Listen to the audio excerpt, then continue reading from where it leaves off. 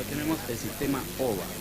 El sistema OVA son Object Based Audio, audio basado en objetos. Generalmente lo usan en cine, tanto Dolby Atmos como DTS. Y ahora últimamente nos enteramos que en la plataforma digital Tidal, Sí, eso es muy fresco. Sony lo está incorporando. Después tenemos SBA, que es Scene Based Audio, que ahí es donde aparece Ambisonic, y hay una que es Wavefield Synthesis, y eso mucho, por lo menos yo no investigué, y creo que está en etapa de experimentación, no sé muy bien sobre eso. Bueno, Ambisonic lo que tiene es que se adapta a cualquier cantidad de parlantes, empezando desde 2, exportando en lo que vendría a ser estéreo UHJ. ¿Seguimos bien? También podemos exportar vía binaural para poder escuchar con auriculares. Y después lo que tiene es que utiliza los ejes Y para izquierda y derecha, X para adelante y atrás y Z para arriba y abajo. Perdón, Juli, él ya está empezando a tirar algunas palabras que quizá probablemente no conozca. Resulta libres de explicar lo que sea. Eso es lo que iba a decir justamente ahora. Por ahora, ¿alguna duda sobre todo esto?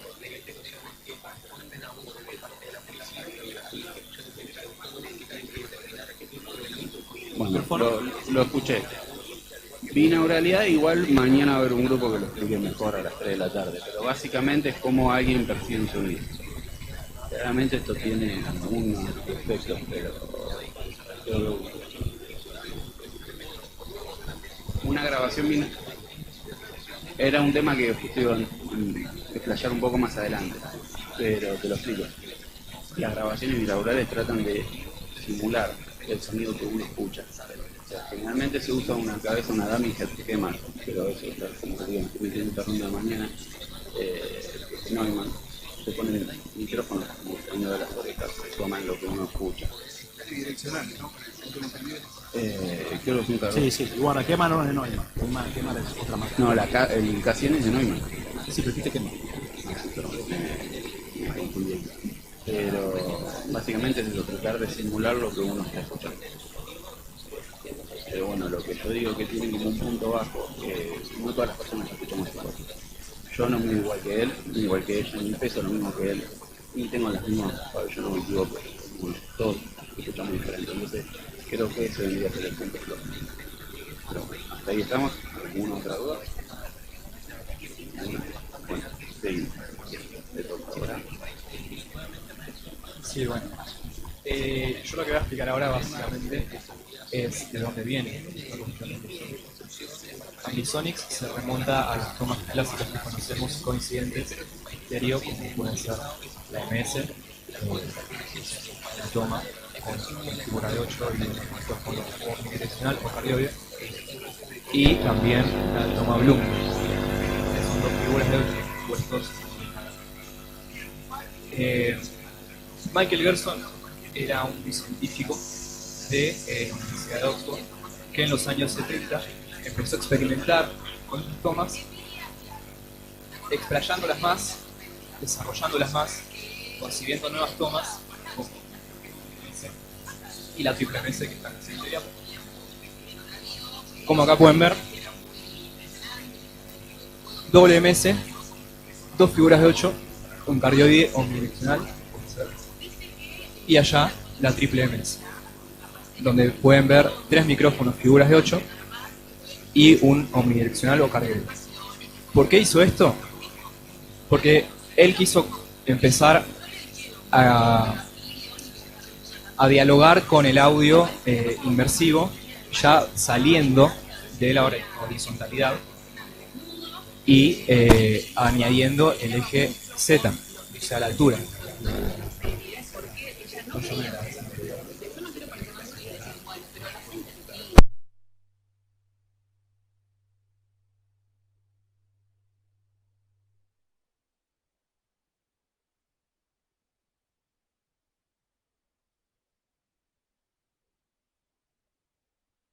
Los armónicos esféricos, muy básicamente explicado, son ecuaciones matemáticas que sirven, entre otras cosas, porque también se usan en otros ámbitos científicos, para explicar acá en nuestro entorno los patrones polares de los micrófonos.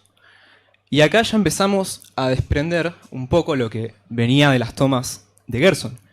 Porque este patrón, este primer eslabón de la cadena de armónicos, se parece mucho a lo que, volvamos, al omnidireccional, patrón omnidireccional. De vuelta.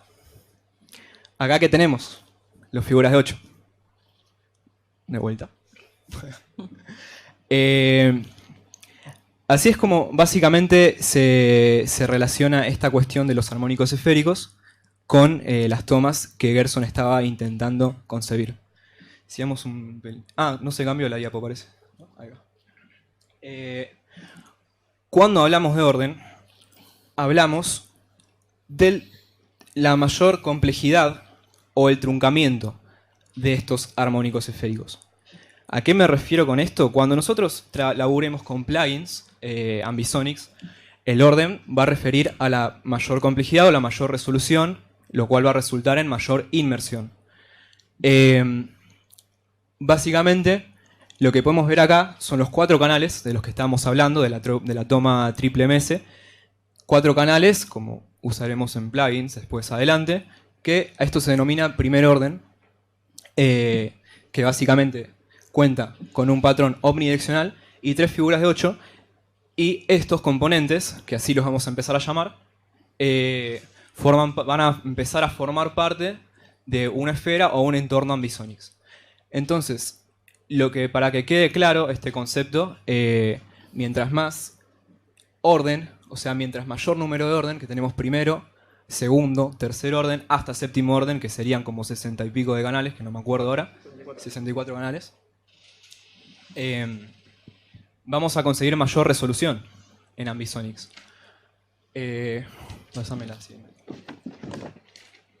Entonces, estos primeros 4 canales básicamente introducen otro nuevo concepto, como es el FOA, o First Order Ambisonics, o Primer Orden Ambisonics. Que básicamente tenemos de vuelta omnidireccional, X como frontal o trasero, Y como izquierda-derecha, Z como altura.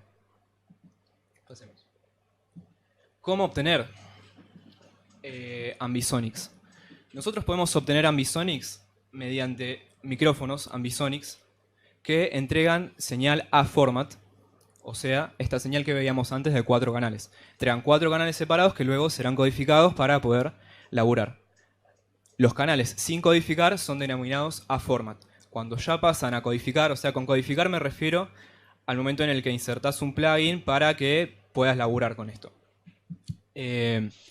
Cuando codifican, los 4 canales obtienen un B-format, sin importar el orden.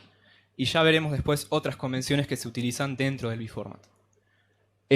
Otra manera de obtener B-format o laburar en Ambisonics puede ser simplemente de señales mono, estéreo, 5.1 que puedan contar a ustedes. Por ejemplo, un archivo, un WAV de un bajo que tengan en mono, lo pueden usar y lo pueden codificar. Mediante plugins van a obtener los 4 canales que codifican para el entorno Ambisonics. Como dice acá. Pasemos.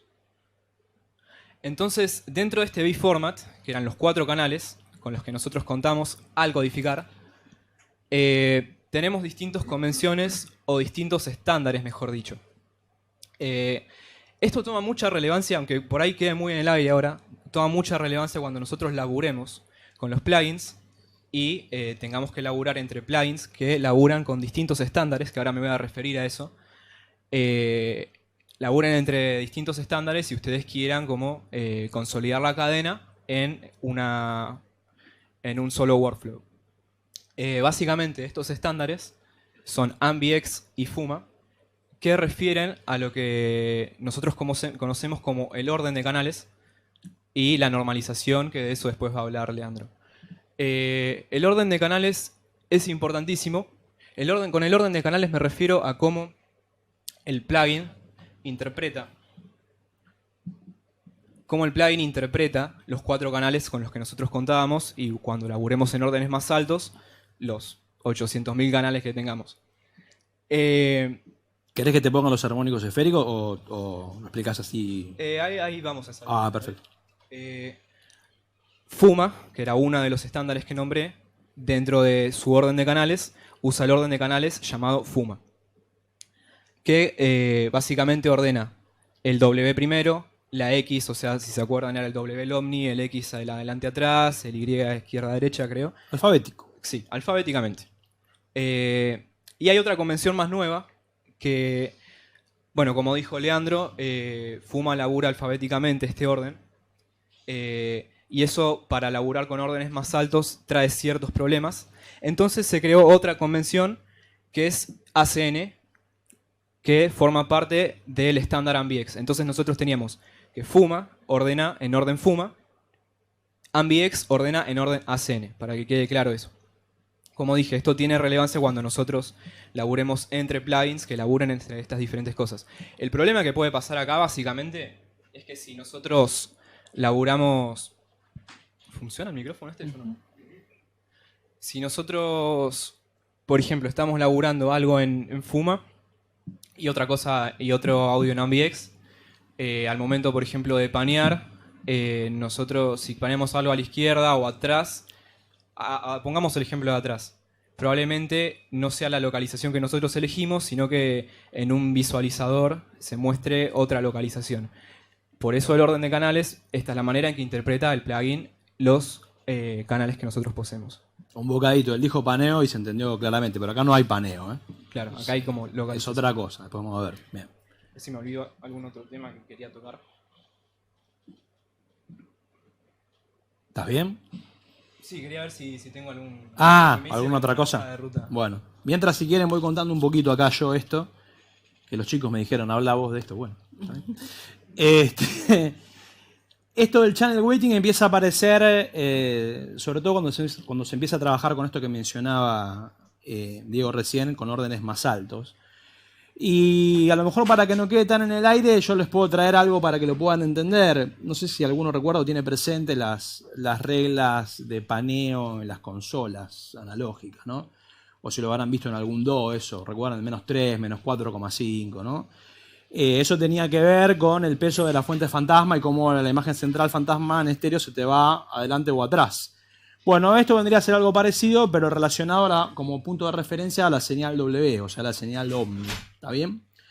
Entonces, el estándar, digamos, de primer orden es MaxN, que le da a la señal W -3 dB, ¿no?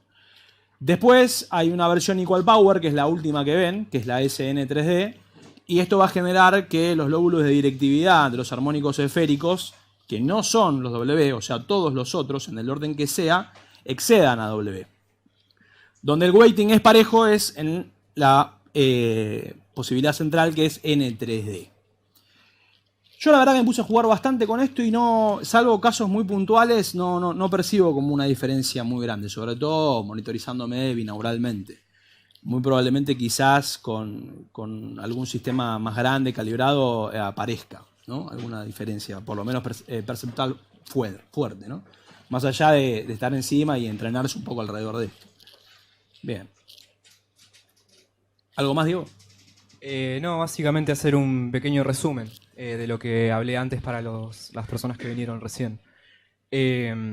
Teníamos el concepto de orden, que codifica la resolución que nosotros tenemos en Ambisonics.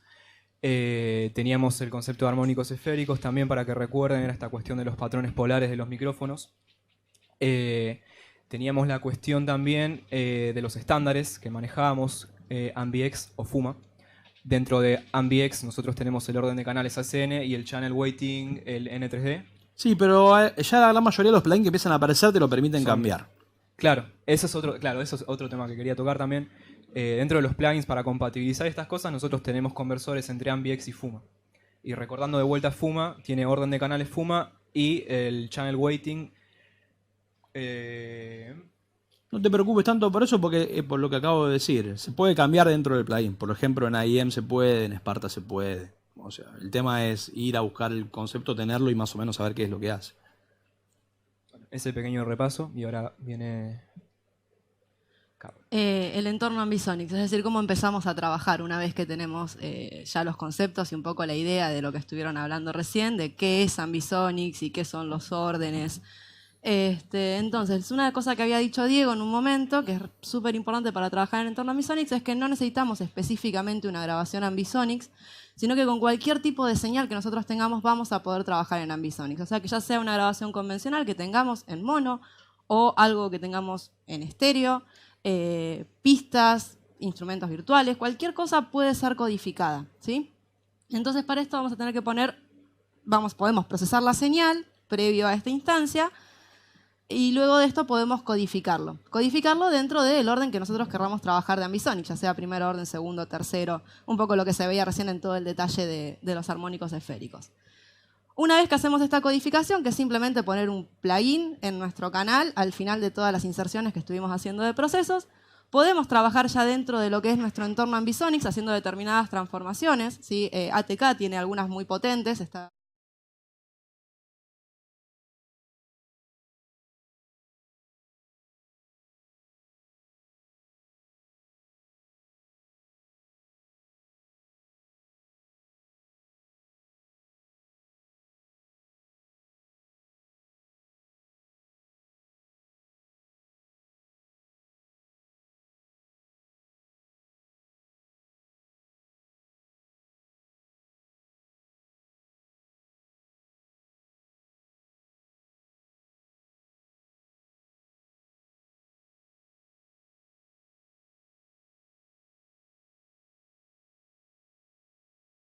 basta con conectar unos auriculares a la placa y ya está, lo podemos escuchar.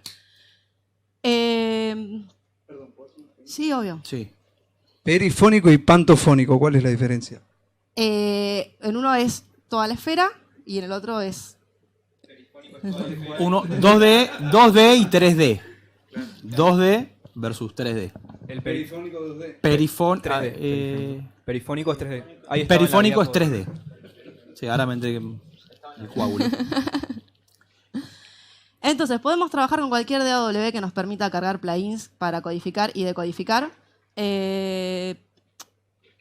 Particularmente nosotros en todos los proyectos trabajamos con Reaper por las opciones de plugins que teníamos. Aplaudió Morphy.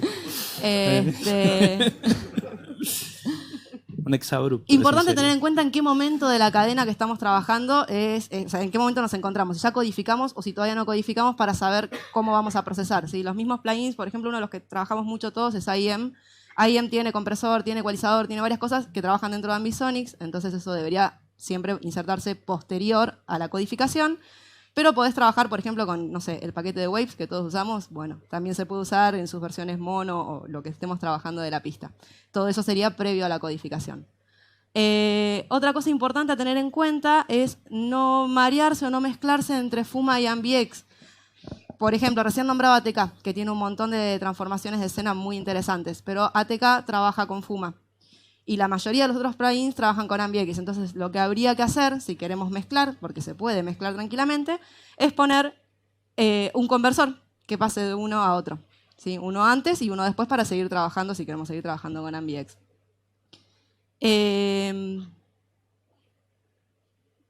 Eso, o sea, el decodificador, como les decía, puede estar en el máster general o puede estar en una instancia previa, en un sumador anterior.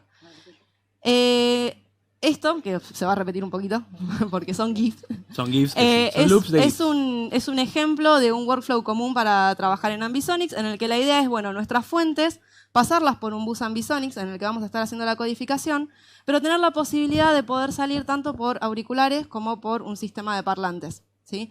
Entonces, en este caso lo que está haciendo ese primer loop es generar los 3 primeros tracks en los que vamos a tener nuestros headphones, nuestros parlantes y el bus de Ambisonics, recordando retirar del máster el bus Ambisonic, porque luego va a estar enviando, ya sea a los parlantes o a los auriculares, y por ejemplo, si yo quisiera solamente hacer el monitoreo por auriculares, bueno, también voy a retirar mis parlantes del máster, ¿no?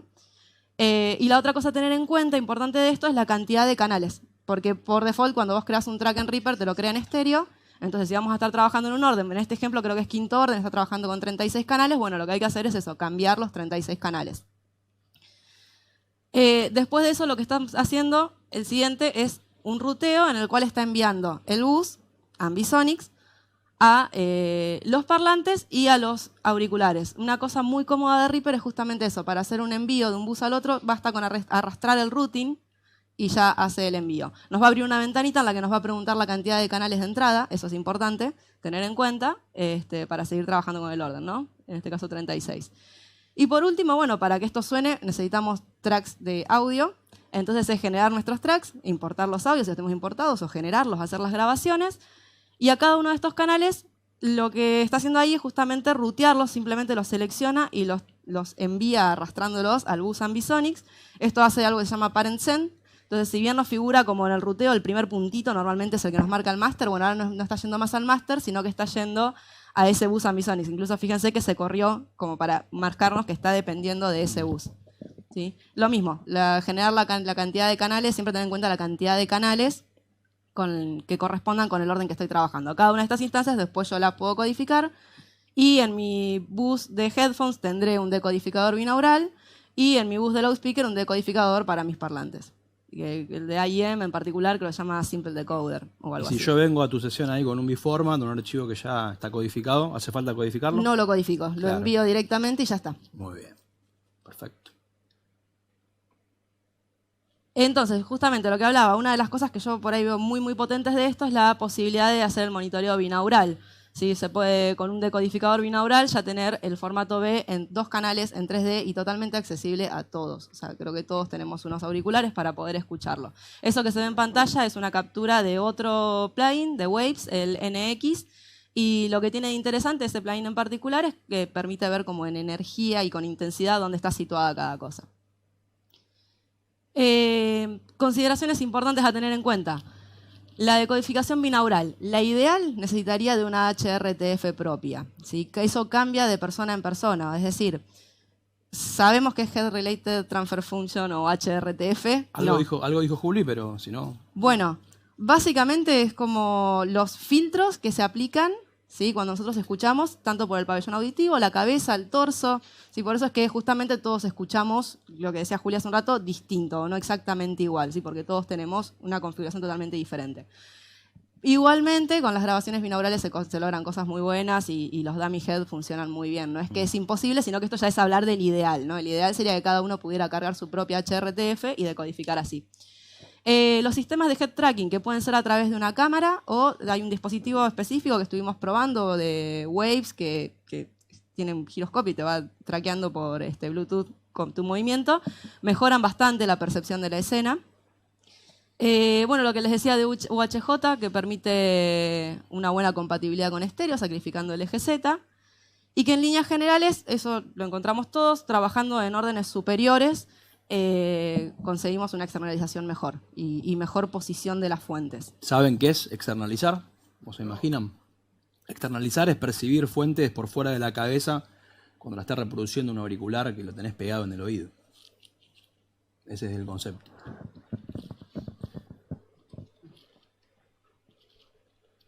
¿Y por qué estamos centrados tanto acá en Ambisonics y dando esta charla y por qué le dedicamos todo el año a Ambisonics? Porque la verdad que consideramos que es algo que tiene muchísimo potencial, que se está empezando a usar un montón, o sea, mucho en realidad virtual, en realidad aumentada. Facebook 360 lo está usando, YouTube 360 lo está usando. Y le vemos la aplicación a futuro para lo que es audio 3D. Muy bien. ¿Quién sigue? Bueno, buenas tardes. Mi nombre es David. A continuación voy a presentar algunos plugins que encontramos de los cuales están disponibles para trabajar en Ambisonics. Y bueno, primero de Waves. Lean, por favor. Sí, me colgué. Bueno, Waves nos presta un codificador y un decodificador. El cual, bueno, el B360 es el codificador y el NX el deco, que es el que decía Carla recientemente que nos permite... que nos permite ver como en tiempo real, nos permite monitorear la mezcla, todos los sonidos, todo. Y bueno, la experiencia aumenta más, o sea, es como más, ¿cómo decirlo? Es una mejor experiencia cuando estamos usando el Head Tracker, que se usa por medio de Bluetooth, y mejora pues la experiencia con una cámara web, que bueno, sería eso. Sigue ATK, que bueno, tenemos que, bueno, perdón, el Waves trabaja en AmbiX de primer orden, tiene un decodificador únicamente binaural, tiene conversor Fiuma a Ambix y Ambix a Fiuma, y bueno, una de las ventajas que tiene, como decía, el visualizador 3D y el G-Tracker. Una cosita, ¿se entendió ahí lo que explicó David? O sea, lo que ven a la izquierda en ese gráfico es el codificador y por ende las posiciones de codificación, y lo que ven a la derecha es el decodificador, con las posiciones de la energía alrededor de la cabeza. ¿Está bien? El de la izquierda es cómo vas a espacializar y el de la derecha es cómo estás escuchando lo que estás espacializando. Muy bien. Igual también otra ventaja que tienes que, por ejemplo, si uno no posee como tal el G-Tracker, o sí, porque con la cámara como que te limita, entonces también te permite rotar la escena. Entonces como que si rotas la escena, no es lo mismo obviamente, pero es una buena ventaja. Claro, si tú giras la cabeza, claro, pero digamos si tú pusiste algo atrás, sin el G-Tracker es imposible. Entonces sí, igual lo que yo hago igual a veces, cuando no, porque no tengo eso, como que roto un poco la escena, como girar como si girase atrás y como para sentirlo. Bueno, de Capo Reaper. Siguiente. Bueno, trabaja en Fiuma de primer orden, tiene un decodificador únicamente de Ambix, tiene una librería bastante extensa de HRTF, que es lo que decía Carla recién, y bueno, aparte de eso creo que es muy ventajoso, yo lo veo muy ventajoso porque pues hay como bastante variedad en cuanto a rotaciones, tiene bastantes cosas, está muy completo este. Manipulación de la escena, Claro. lo que decía Carla sobre las transformadas. ¿Ven los gráficos de la derecha? El que ven a la izquierda es un deco binaural, que en ese caso tiene justo una foto de un pabellón auricular, ven, una cabeza, para tener una referencia, inclusive en términos de centímetros, para intentar buscar algún patrón que le satisfaga al usuario en ese caso particular. Y todo lo que ven a la derecha son transformadas, o sea, son manipuladores potentes de la escena, ¿no? Para hacer zoom, para hacer foco, para rotar, para girar y todas las cosas que decían David. En relación, no solamente piensen en un único objeto de mezcla, sino piensen en un submaster o piensen en toda la escena, ¿no? En términos de potencia de manipulación. Sí. Bueno, seguimos con IM. Dale. Bueno, IM sí posee una gran cantidad de cosas, tiene compresor, tiene básicamente todo, es como el más completo. Yo sinceramente no lo he usado porque, bueno, no he tenido tiempo. Y bueno, la siguiente. Bueno, trabaja en AmbiX hasta séptimo orden, que es el más grande, que son 64 canales. Tiene codificación binaural y bueno, también tiene una gran variedad de procesos y eficiente simulador de recintos, que pues, es lo que decía recién.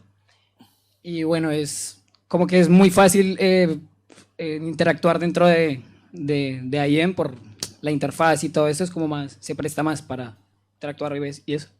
Ahora en un ratito vamos a charlar sobre proyectos individuales y ahí vamos a hablar bastante de IM porque creo que casi todos lo hemos usado, ¿no? Yo no. Aparte. Sí. Y bueno, y por último está Facebook 360, que básicamente es como uno de los, creo que es como el principal para videos en 360 grados. Y bueno, en lo personal me parece que también está bastante completo, aunque pues me parece que le faltan algunas cosas. Bueno, nos permite con Inputs Fiuma de primer orden, AmbiX primer y tercer orden. Trabaja únicamente en AmbiX de tercer orden.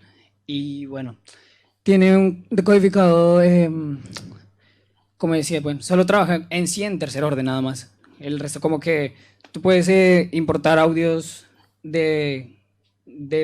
puedes importar audios, si no estoy mal, mono, estéreo y de primer orden y todo te lo convierte para tercer orden. Tiene simulación de recinto, no utiliza HRTF a comparación de algunos. Y se me olvidó comentar también que el Waves también presenta unas medidas antropomórficas, ¿serían eso? Sí, Antropomórficas. Sí. Donde, bueno, pues uno puede poner la circunferencia de la cabeza y algunas medidas de Claro, no usa HRTF, aurales y de todo alguna eso. manera la Claro. HRTF se sintetiza, introduciendo parámetros de arco interaural o circunferencia de la cabeza, y el programa hace un cálculo en base a esos datos que uno ingresa. Y bueno, pues prácticamente el que se está usando ahora para videos en 360 grados. Y bueno, ya, creo que está todo. Ujú. Bueno, ¿qué hacemos con todo esto ahora? Tenemos mucha info. Ahora, nunca, o sea, a ver, estamos en un punto ahora en el que es como, por ejemplo, pasamos del mono al estéreo. Es como que de alguna forma no hay reglas ahora. Es como, tenés las herramientas para jugar en 360, tenés todo configurado, todo. ¿Y qué haces ahora? Porque podés mezclar, si lo pensás, tenés como un abanico de posibilidades para el audio. Hace 40 años que no se jugaba algo tan copado con el audio, de pasarnos del mono al estéreo, y el estéreo quedó ahí, digamos. Es como que los Beatles y Queen y todo eso jugaban con los del estéreo. Ahora hay que jugar Era el Chicho nuevo. Claro, ahora hay que jugar con esto. Entonces, de alguna forma es como que no hay reglas. Ahora hay que ponerse como en plan de productor y pensar y jugar. Jugar con si tenés, por ejemplo, un multipista de una banda, de un disco o de lo que quieras, haciendo todas estas configuraciones con estos paquetes de plugins que son algunos de los que vimos. Algunos son gratis, algunos son pagos. Es como que de ahí ahora hay que jugar. Hay que panear para automatizar los paneos, digo entre comillas, porque nada, es como que me acostumbré a usar la palabra. Claro, uno ya nació con otra cosa. Sí, Claro. sería espacializar, sí. Distribuir Entonces, en el si espacio. paneas en 360 una guitarra o no sé, hay como muchas posibilidades. Y cada uno de nosotros, con esta idea en la cabeza, entonces dijimos, bueno, cada uno apunte a algún objetivo basado en audio en 360 y que vaya para lo que quiera, para cualquier lado que quieran. Entonces, por ejemplo, acá son todos los proyectos que hicimos cada uno. Hay audiovisual, jugando con el 360, solo audio, grabaciones binaurales, solo audio, tercer orden, ensayo acústico, solo audio, tercer orden estéreo, solo audio, primer orden. Bueno, tenés de todo. Y por mi parte, quise apostar a lo audiovisual, jugando con el 360, porque de alguna manera es como que, a mi punto de vista, si tenés solamente audio, podés llegar a externalizar, como explicó Lean, que sientas cosas, que como que vos digas, no sé, está la guitarra acá afuera, está el piano acá atrás, no sé, cosas así. Pero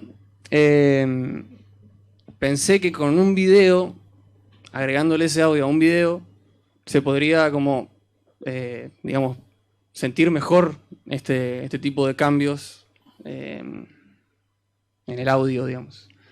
Lo que yo hice fue usar IEM, que era el paquete de plugins, que tenía varios y que era gratis y que estaba a séptimo orden. Aprovechando un proyecto que tengo donde toco el bajo con una banda, un amigo, donde tenía que grabar una sesión en vivo en Camarón Brujo, el estudio Camarón Brujo. Iba a filmarlo, iba a grabar multipista, todo. Bueno. Aproveché eso, ahí está el estudio, bueno, más o menos se ve. Aprovechando esa oportunidad, entonces, nada, llamé a un amigo, le dije, filmate un video mientras que estamos tocando el tema, aparte, donde ya se grabó todo el multipista, que se grabó en Pro Tools, la banda multipista en Pro Tools, y luego, aparte de eso, también, por ejemplo, una mini mezcla entre todas la batería, el bajo, todo, se hizo como una mezclita linda ahí. Exporté esos audios por separado, por ejemplo la bata, la guitarra, el bajo, la voz, pista, lo que sea. Y todo eso lo traje a Reaper. ¿En tu proyecto la batería la hiciste así toda en un estéreo? Claro. No la hiciste discreta por tracks. No, Okay. Por eso, una bajada de la batería entera, Bien. con una mezcla de la batería que suene linda, Bien. todo, en estéreo. Lo mismo con el bajo, lo mismo con Bien. todo así.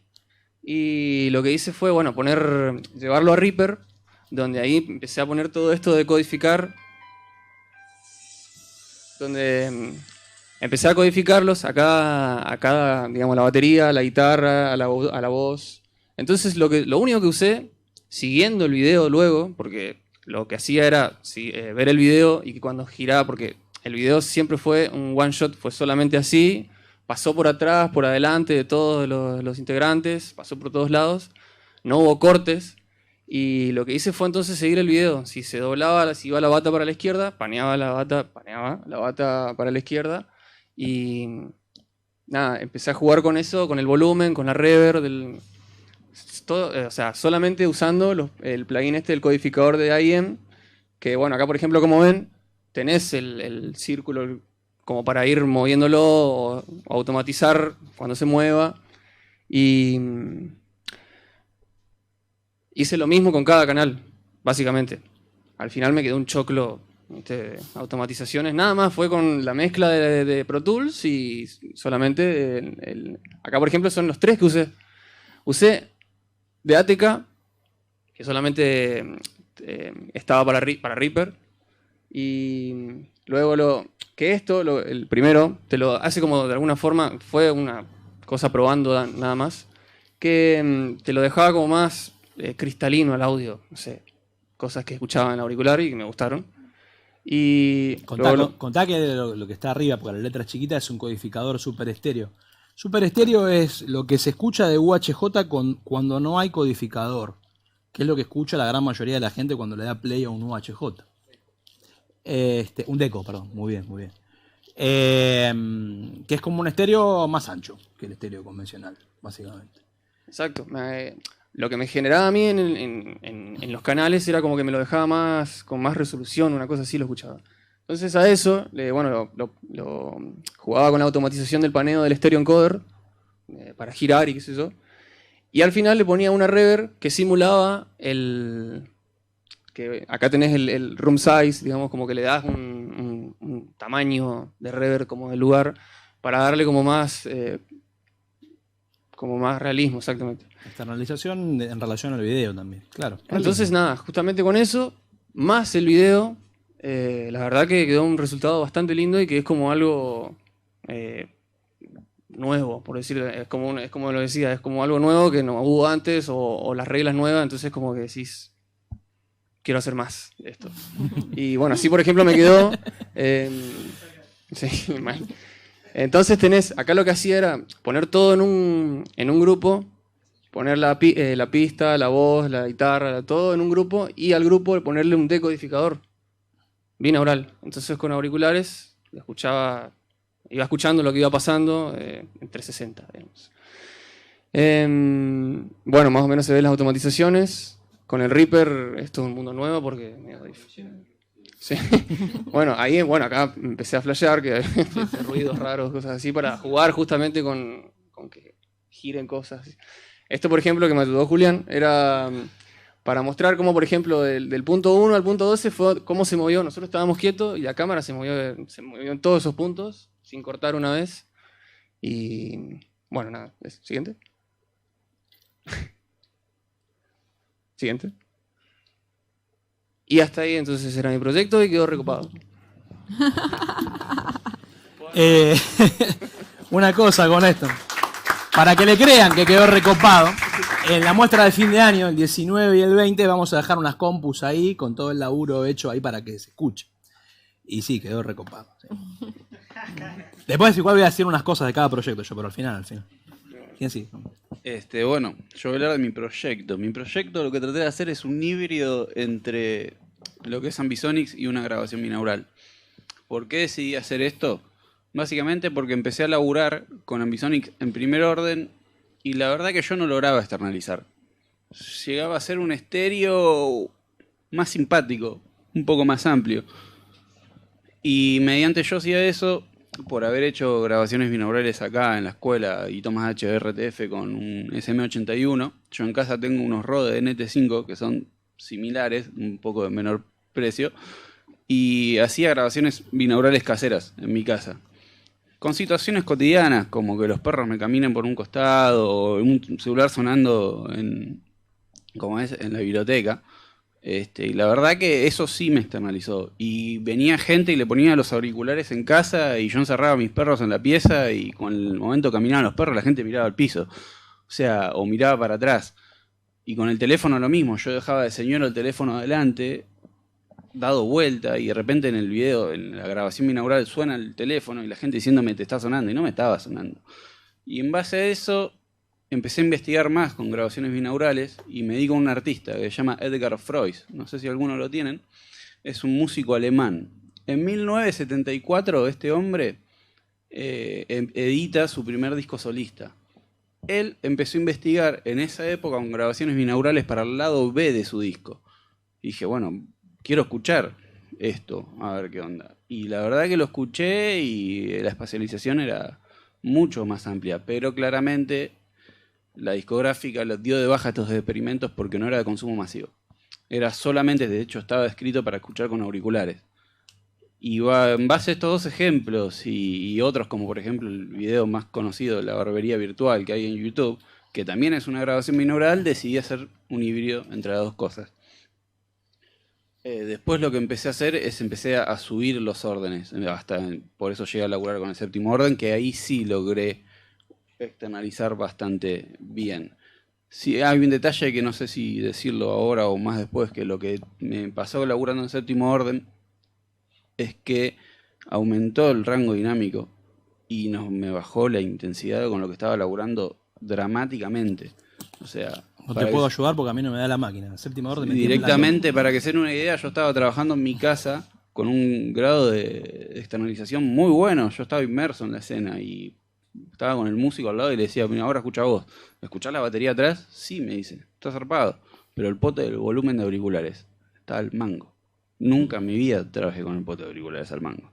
Para que se den una idea del grado de cómo me comió, digamos, volumen.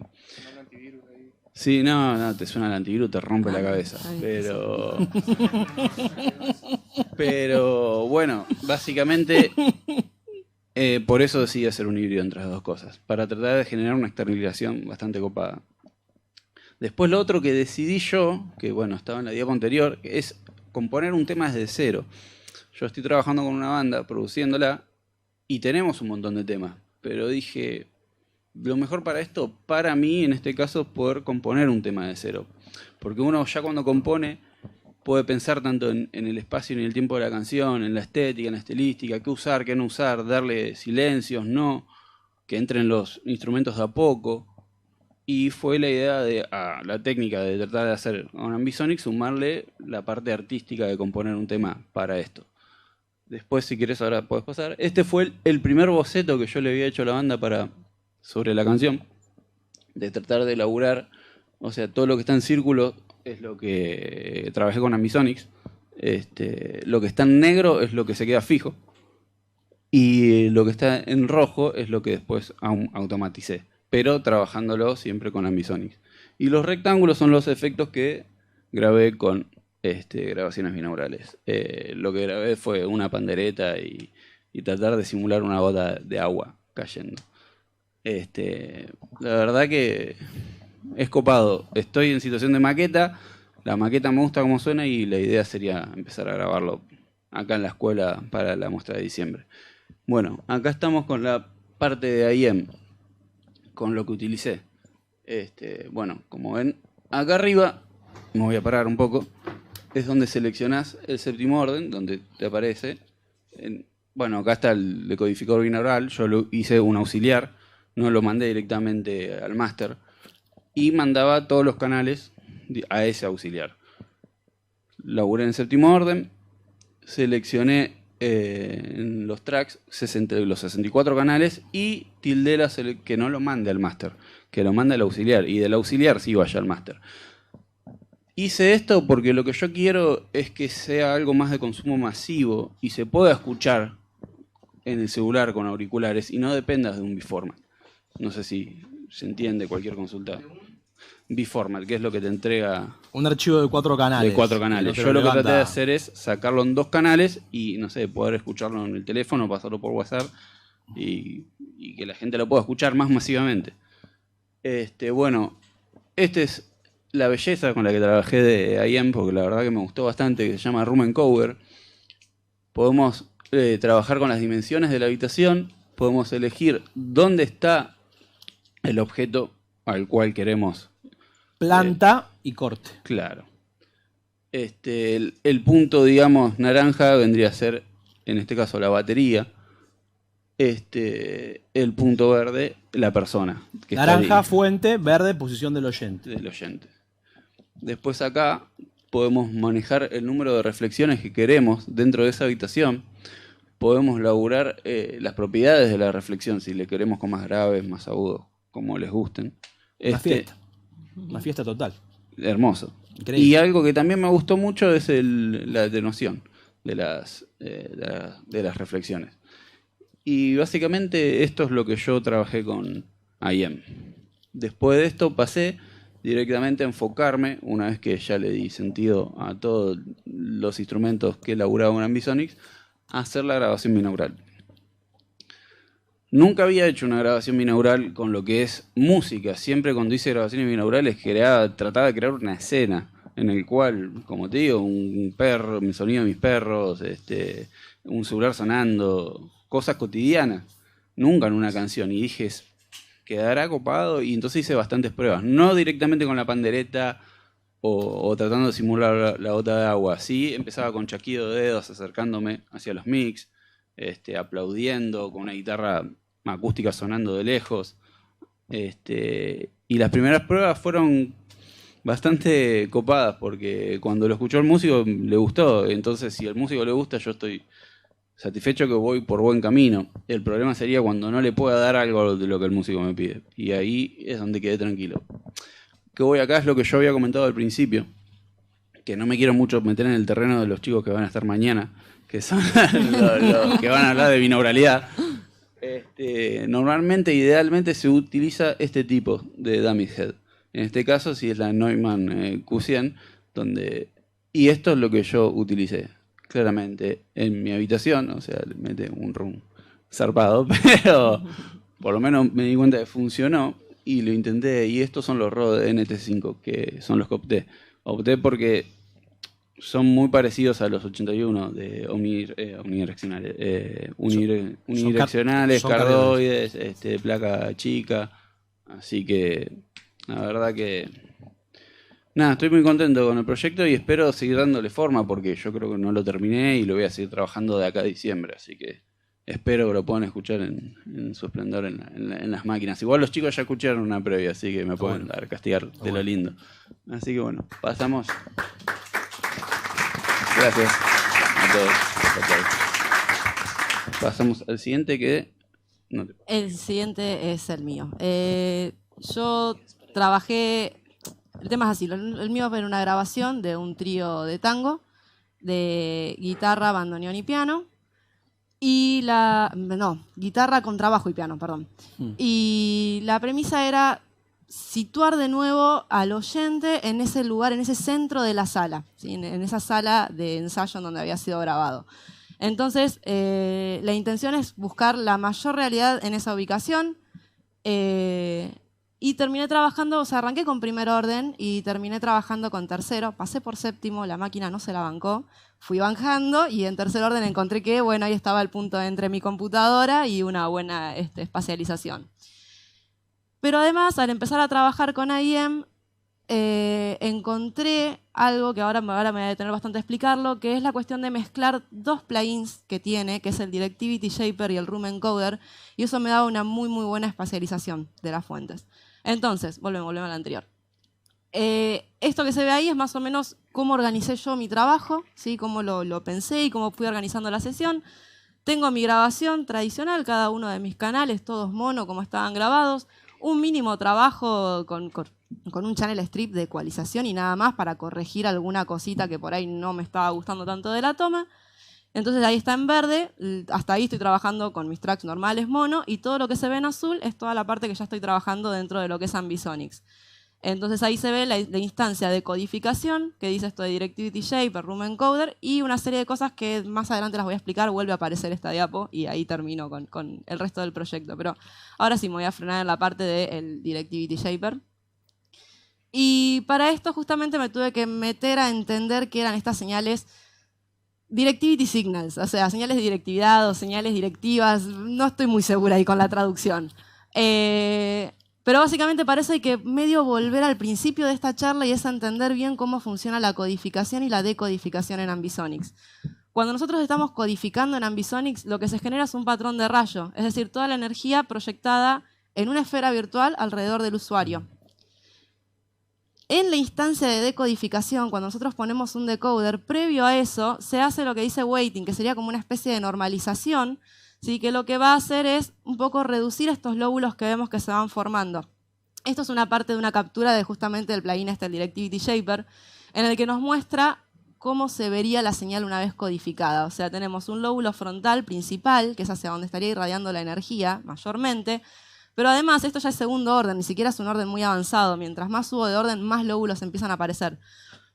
Además aparecen lóbulos laterales y un lóbulo trasero, es decir, un lóbulo que va a estar tirando para el otro lado. Y si nos fijamos, no están muy atenuados. De hecho, el trasero el posterior tiene solamente 10 dB de atenuación. Y los lóbulos laterales además cuentan con la característica de que tienen la fase invertida. Todo esto, así como está, ¿qué es lo importante de esto? Que dificulta un poquito más la espacialización. Si nosotros pudiéramos achicar esos lóbulos de alguna forma, sería más fácil espacializarlo, ubicarlo en nuestra esfera. Y además, la posibilidad de reducir esos lóbulos hace que disminuya un poco la confusión atrás-adelante, que también van a hablar mañana. Ahora sí. Entonces, ¿cómo funciona no me quiero meter en tema de ustedes. ¿Cómo funciona este Directivity Shaper? Básicamente es un codificador, pero aparte es un decodificador que discrimina por bandas de frecuencias. Yo tengo 4 bandas y yo puedo elegir a cada una de estas bandas cómo las quiero codificar. Ya sea desde el orden, que era un poco lo que hablábamos al principio, primer orden, segundo orden, tercer orden, el que quiera, con la característica de que aparte puedo usar órdenes decimales, o sea que ya ahora no es orden 0, 1, 2, sino que puede ser orden 2.35, y eso va a ir cambiando la forma. Y aparte yo puedo elegir la forma, es decir, puedo de alguna forma normalizarlo para achicar un poco estos lóbulos laterales que se me están generando. Y esta combinación de orden y forma es lo que me da lo que se llama señal directiva. ¿Sí? Estas 3 capturas justamente es lo mismo, siempre está codificando en segundo orden. En la primera es el básico, es decir, sin hacer esa normalización. En la segunda es un tipo de normalización que se conoce como max-re, y la tercera es el in-phase. Lo que se puede ver es que si bien los lóbulos laterales y el posterior se achican, el frontal se agranda. O sea que ese es un poquito también, en cierta forma, la contra. Entonces, para entender un poco más esto de las señales directivas, ahora ya no es tanto pensar como la fuente ubicada en la esfera irradiando energía hacia el oyente, o sea, hacia mí que estoy situado en el centro, sino que ahora mi fuente de sonido es un punto ínfimo que irradia energía en distintas direcciones. ¿En qué direcciones? Bueno, en esas bandas que yo fui discriminando la señal y la fui separando. ¿La puedo usar en un parlante? Como dice ahí, si tenemos un parlante capaz de irradiar en distintas direcciones, sí, podemos. Pero lo que se puede hacer, si no, es generar un parlante virtual en un entorno virtual, en una sala virtual, y situarnos nosotros virtualmente dentro de ese lugar. Y entonces, ahora sí la siguiente. Room encoder. Entonces acá es donde aparece la segunda instancia mía de codificación, que es el room encoder. Si el room encoder lo que va a hacer es tomar estas señales directivas, decodificarlas, para luego codificar dentro de la sala. Un poco el room encoder no lo voy a explicar porque ya más o menos lo vieron, pero tiene la posición de la fuente, la posición del oyente, puedo cambiar las reflexiones. Lo que hace en esta decodificación es calcular el directo más las reflexiones de la sala, según cómo las tengo ubicadas. Yo aparte puedo cambiar allá sobre la punta de aquel lado, tengo problemas con izquierda-derecha, pero sobre aquel lado yo puedo atenuar la absorción o no de las paredes, techo, piso, entonces yo podría todavía indicarle mejor a dónde está espacializado. Pero cuando hace esta decodificación, no aplica estas normalizaciones de las que estaba hablando, que normalmente aplican todos los decodificadores. ¿No se acuerdan al principio, hace un par de diapos atrás, que yo decía, bueno, codificamos y en la instancia de decodificación se aplica una normalización y se decodifica? Eso, ¿qué hiciste? El room encoder no aplica eso. Pero sí están las opciones arriba. Cuando hace la decodificación. No, pero de max-re e in-phase. No no, hace no, NS, no, no. N3D. Sí, Ahí está. Bien. Entonces, todo eso no lo aplica. Por lo tanto, estamos teniendo un decodificador que no hace normalizaciones. Entonces, bueno, lo bueno justamente que con el Directivity Shaper nosotros ya hicimos tenés, la normalización antes, en el paso previo. A partir de ahí va a decodificar de nuevo nuestra señal en Ambisonics, va a seguir con su ruteo normal, con un Ambisonics normal, sin tener todas estas normalizaciones. Entonces, justamente con esto se simuló un recinto con una fuente, con las normalizaciones necesarias que hubiera tenido en la decodificación y se volvió a codificar para poder seguir trabajando con la señal en Ambisonics. Un momento, Entonces, y todo esto es lo que explica algo que fue, me dijo, Tomás, escuchá. Y yo dije, pará, ¿el piano está ahí? O sea, ¿el contrabajo está ahí? O sea, todo este laburo fue lo que generó eso, ¿no? Empezar a sentirme yo metido ahí en el medio de un ensayo de un grupo de tango, ¿no? Eso. Tango contemporáneo, un grupo de tango muy bueno, el trío de Adam Tully. Guitarra, contrabajo y piano. y piano. Piano es Shino, ¿cómo se llama? Siempre cambia de... No, una composición de él. Buenísima, Japonesa, tiene sí. una parte de Robert Fripp en el medio y después vuelve al arrabal. Impresionante, un musicazo. Bueno, entonces ahora sí se puede seguir un poco más la cadena, ¿sí? Yo estos canales los fui mandando, lo que hice fue como trabajar por líneas de instrumentos. Los fui mandando a un subgrupo para cada uno de estos instrumentos, por las dudas, por si después quería procesar algo más. Y mandé a un submaster que tenía, donde tenía el decodificador binaural, pero así todo no me terminaba de cerrar el recinto, como que todavía me faltaba algo que me espacializara. Entonces, lo que probé, y me funcionó muy bien, fue volver a mandar todos estos instrumentos a otro room encoder. Y trabajar solamente con algunas reflexiones, como trabajar mucho el modelado ahí de qué reflexiones eran las que me quería quedar. Y eso también va a mi 3D Master. Entonces, como que tengo todos los instrumentos pasando un poco dos veces, ¿no? Y la máquina temblaba un poquito, ¿no? Un poquito. Por eso tuve que bajar a tercer orden. Claro. Bueno, después al final igual tengo también usé la Reverb FDN de IEM, muy poquitito, manejando ahí el wet dry, y finalmente en rojo ya se empieza a ver lo que es la última instancia, que es a partir de que decodifiqué binaural. Entonces, en la siguiente lo que se ve es un poco cómo se veía mi proyecto. ¿Sí?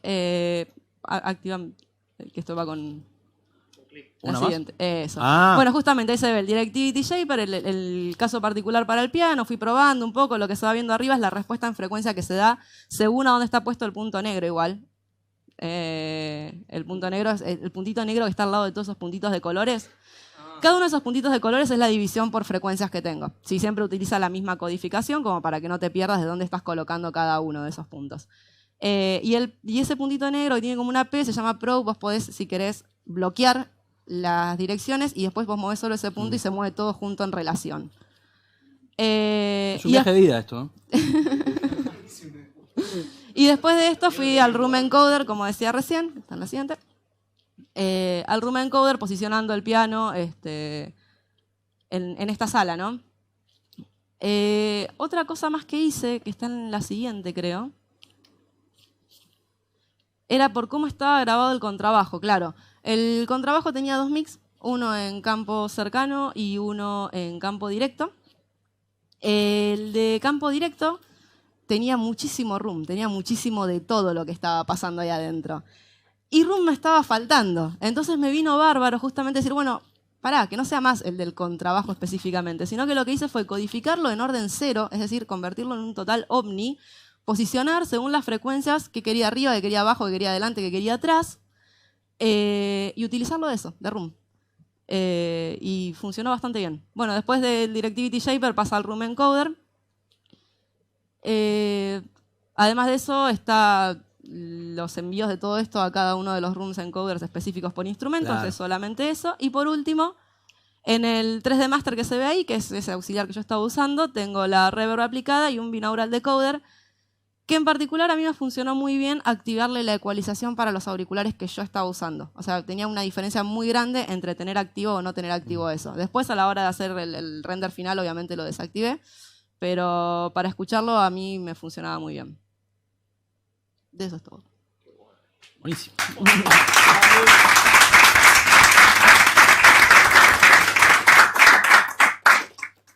Bueno, o sea, después de que les explotó la cabeza con todo lo que dijo Carla, que me explicó demasiado bien, se tomó un re laburo, viene mi proyecto.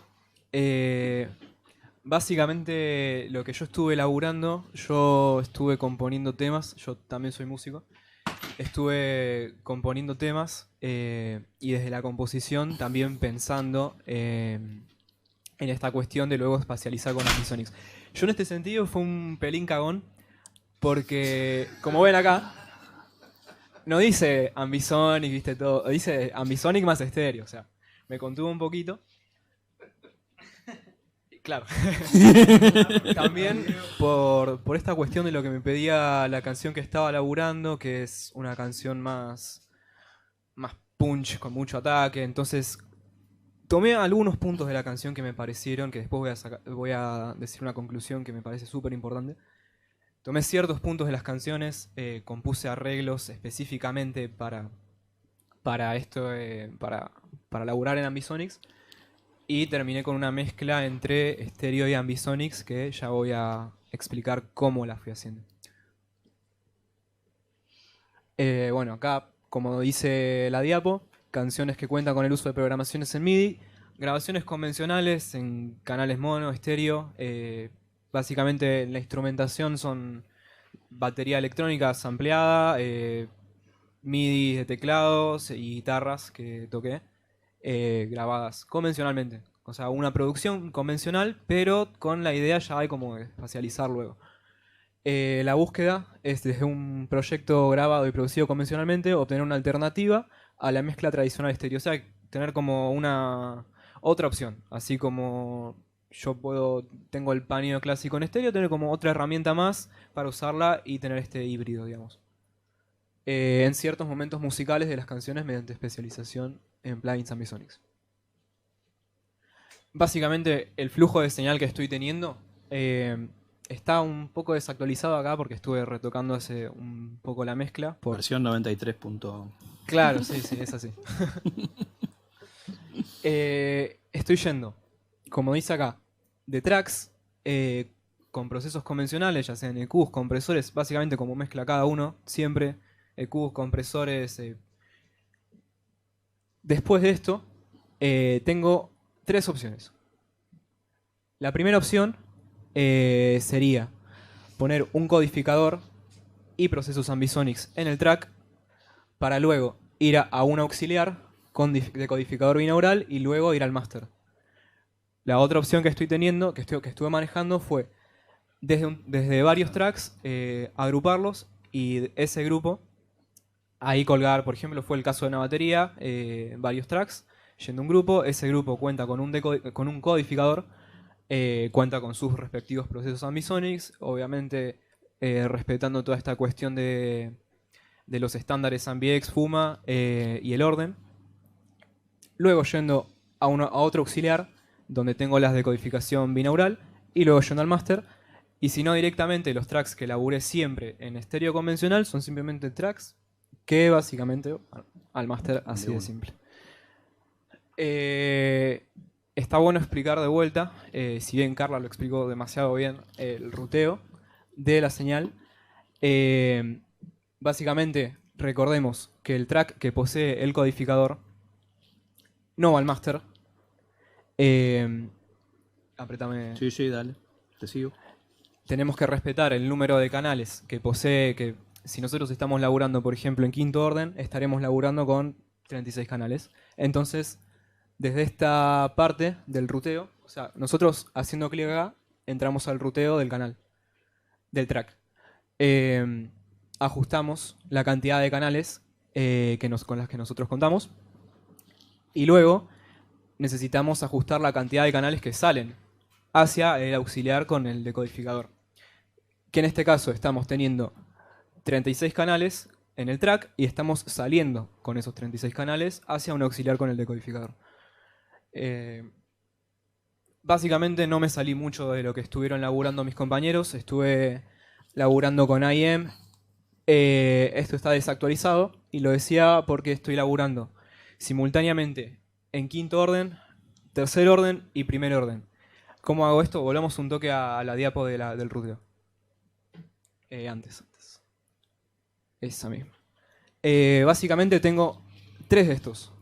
Tres auxiliares con decodificación binaural. un auxiliar funcionando en quinto orden. Fue el caso de una batería que el grupo entero estaba yendo a un auxiliar con el codificador en quinto orden y yendo a un auxiliar en quinto orden.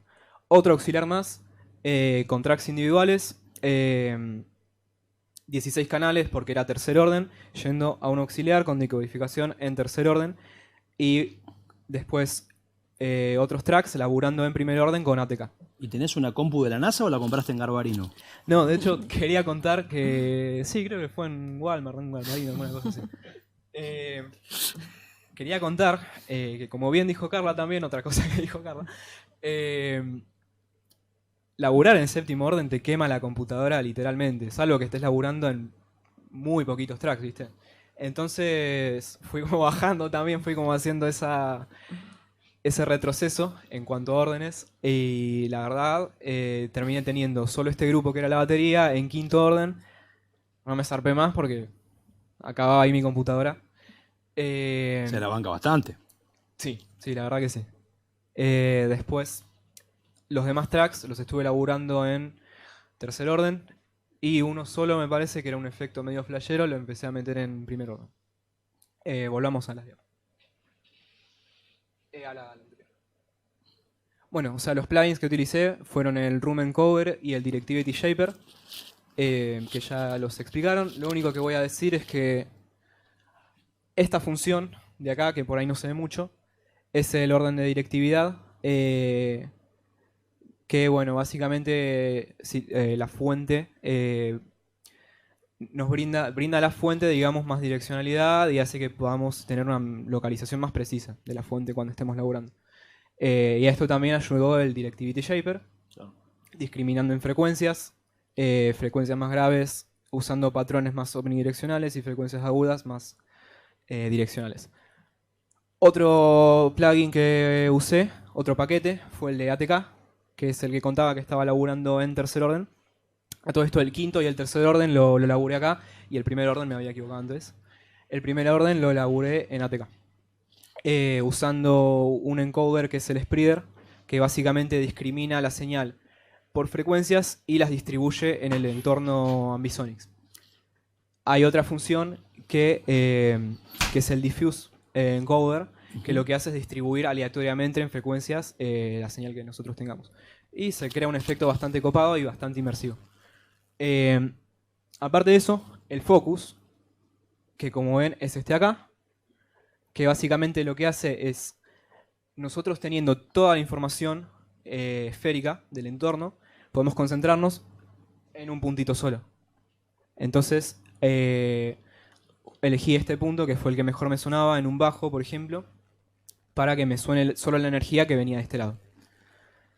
Otro plugin es el Mute Solo Channels, en el que vos puedes decir, de los 4 canales que utiliza el ATK, o sea, el primer orden, de los 4 canales, vos podés elegir qué canales suenan y qué canales no.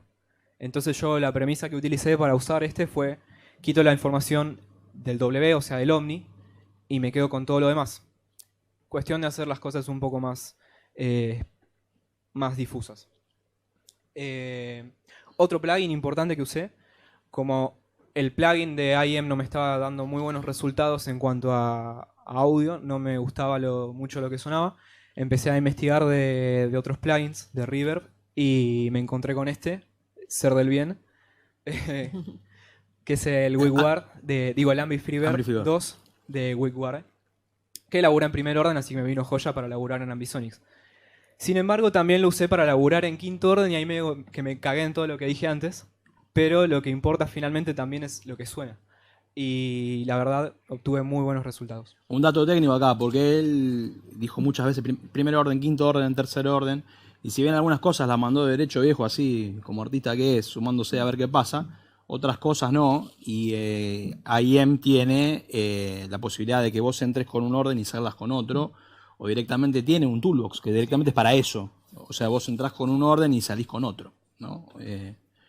Como para, si tenés que acceder a un plugin que funciona en un determinado orden, puedas hacerlo, ¿no? Siguiente diapo. Básicamente también al punto de mezclar la canción me encontré con un problema de discurso estilístico. Y era como, bueno, teniendo esta canción que tiene estas características, ¿en qué momento mezclo Ambisonics con un estéreo convencional? No me lo podía imaginar. Entonces, como que fui eligiendo determinados momentos que también tienen su cierto análisis. Como digamos, de lo que da el discurso musical, en los que elegí espacializar. ¿En qué momentos o con qué piezas de la canción utilicé la codificación Ambisonics? Momentos en los que, primero que nada, el tema es un tema que está casi en todo momento al palo. Entonces tenía una partecita en la que el rango dinámico variaba bastante más de lo que venía la canción. Y dije, ya fue, este es el momento. Porque una cuestión es que Ambisonics labura muy bien con fuentes que tienen mucho rango macrodinámico, mejor dicho. No, ya sea con cosas que tienen, no me estoy refiriendo a cosas que tengan mucho ataque o que estén más ahogadas, sino que laburen como progresivamente, digamos, el rango dinámico.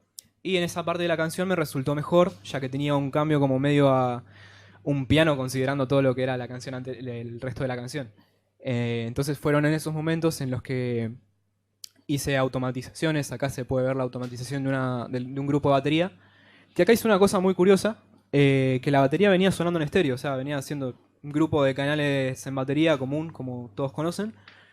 Y de repente lo que hice fue hacer un bounce del track entero de batería en otro canal. Ese canal lo codifiqué en Ambisonics en quinto orden. Y en este momento de la canción, acá se puede ver una automatización de volumen en el track de la batería que está codificada. Y la batería en estéreo, o sea, acá lo que estoy haciendo es subir el volumen de la batería codificada. Cuando la batería estéreo baja en volumen, entonces se arma como una especie de blend. Y la batería que estaba sonando en estéreo pasa a estar sonando en otro espacio. Y bueno, acá fue en donde eso se entendió bien. Ese momento fue en el que empecé a hacer estas cosas. Básicamente acá podemos ver el panel de automatización, como se ve, que es desde este punto, que creo que está en la diapo, se muestra. Ahí va. Este punto de acá, donde dice Trim, entramos a toda la sección de automatizaciones que hay disponibles. Haciendo clic en el parámetro que queremos controlar, lo hacemos disponible para manejarlo. Y bueno, después solo queda automatizar. Una cuestión importante que también laburé con estas fuentes, que ya que se iban alejando, por ejemplo, fue laburar filtros en altas frecuencias, o sea, un filtro pasa bajos, a medida que se iba alejando la fuente, por ejemplo, iba restando frecuencias agudas por cuestión de distancia. Básicamente, también, con el plugin de Reverb, manejando algo muy importante también es el manejo del balance wet y dry, o sea, de la señal limpia y la señal reverberada. Todo esto por automatizaciones, cuando me pedía la localización de la batería que use estas automatizaciones. Sí, lo que sigue. Y por último, lo que estaba haciendo es decodificar en el Binaudar Decoder, que acá tengo 3 decoders, que acá lo mismo, está desactualizado, es por lo que decía que tenía 3 auxiliares con decodificadores. Entonces tengo 3 decodificadores, uno en quinto orden, otro en tercer orden, otro en primer orden, todos yendo al máster.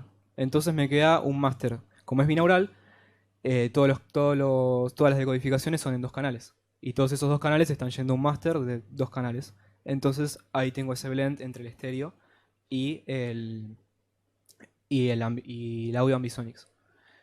Una cosita que me olvidé chiquita es una cuestión más tímbrica de las fuentes que estuve utilizando o de los arreglos que fui armando para la canción, que me resultó mejor espacializar fuentes con contenido tímbrico más concentrado en el high o en el mid-high, para laburar la localización, o fuentes con mucho contenido en low, que mediante el room encoder, por ejemplo, podemos obtener señales bastante difusas, pero a la vez dentro de todo localizables.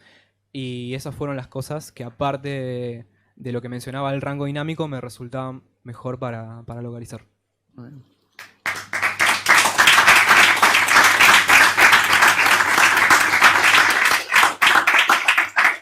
Bueno, ahora me toca un poco a mí, me obligaron, me dijeron, habla vos también.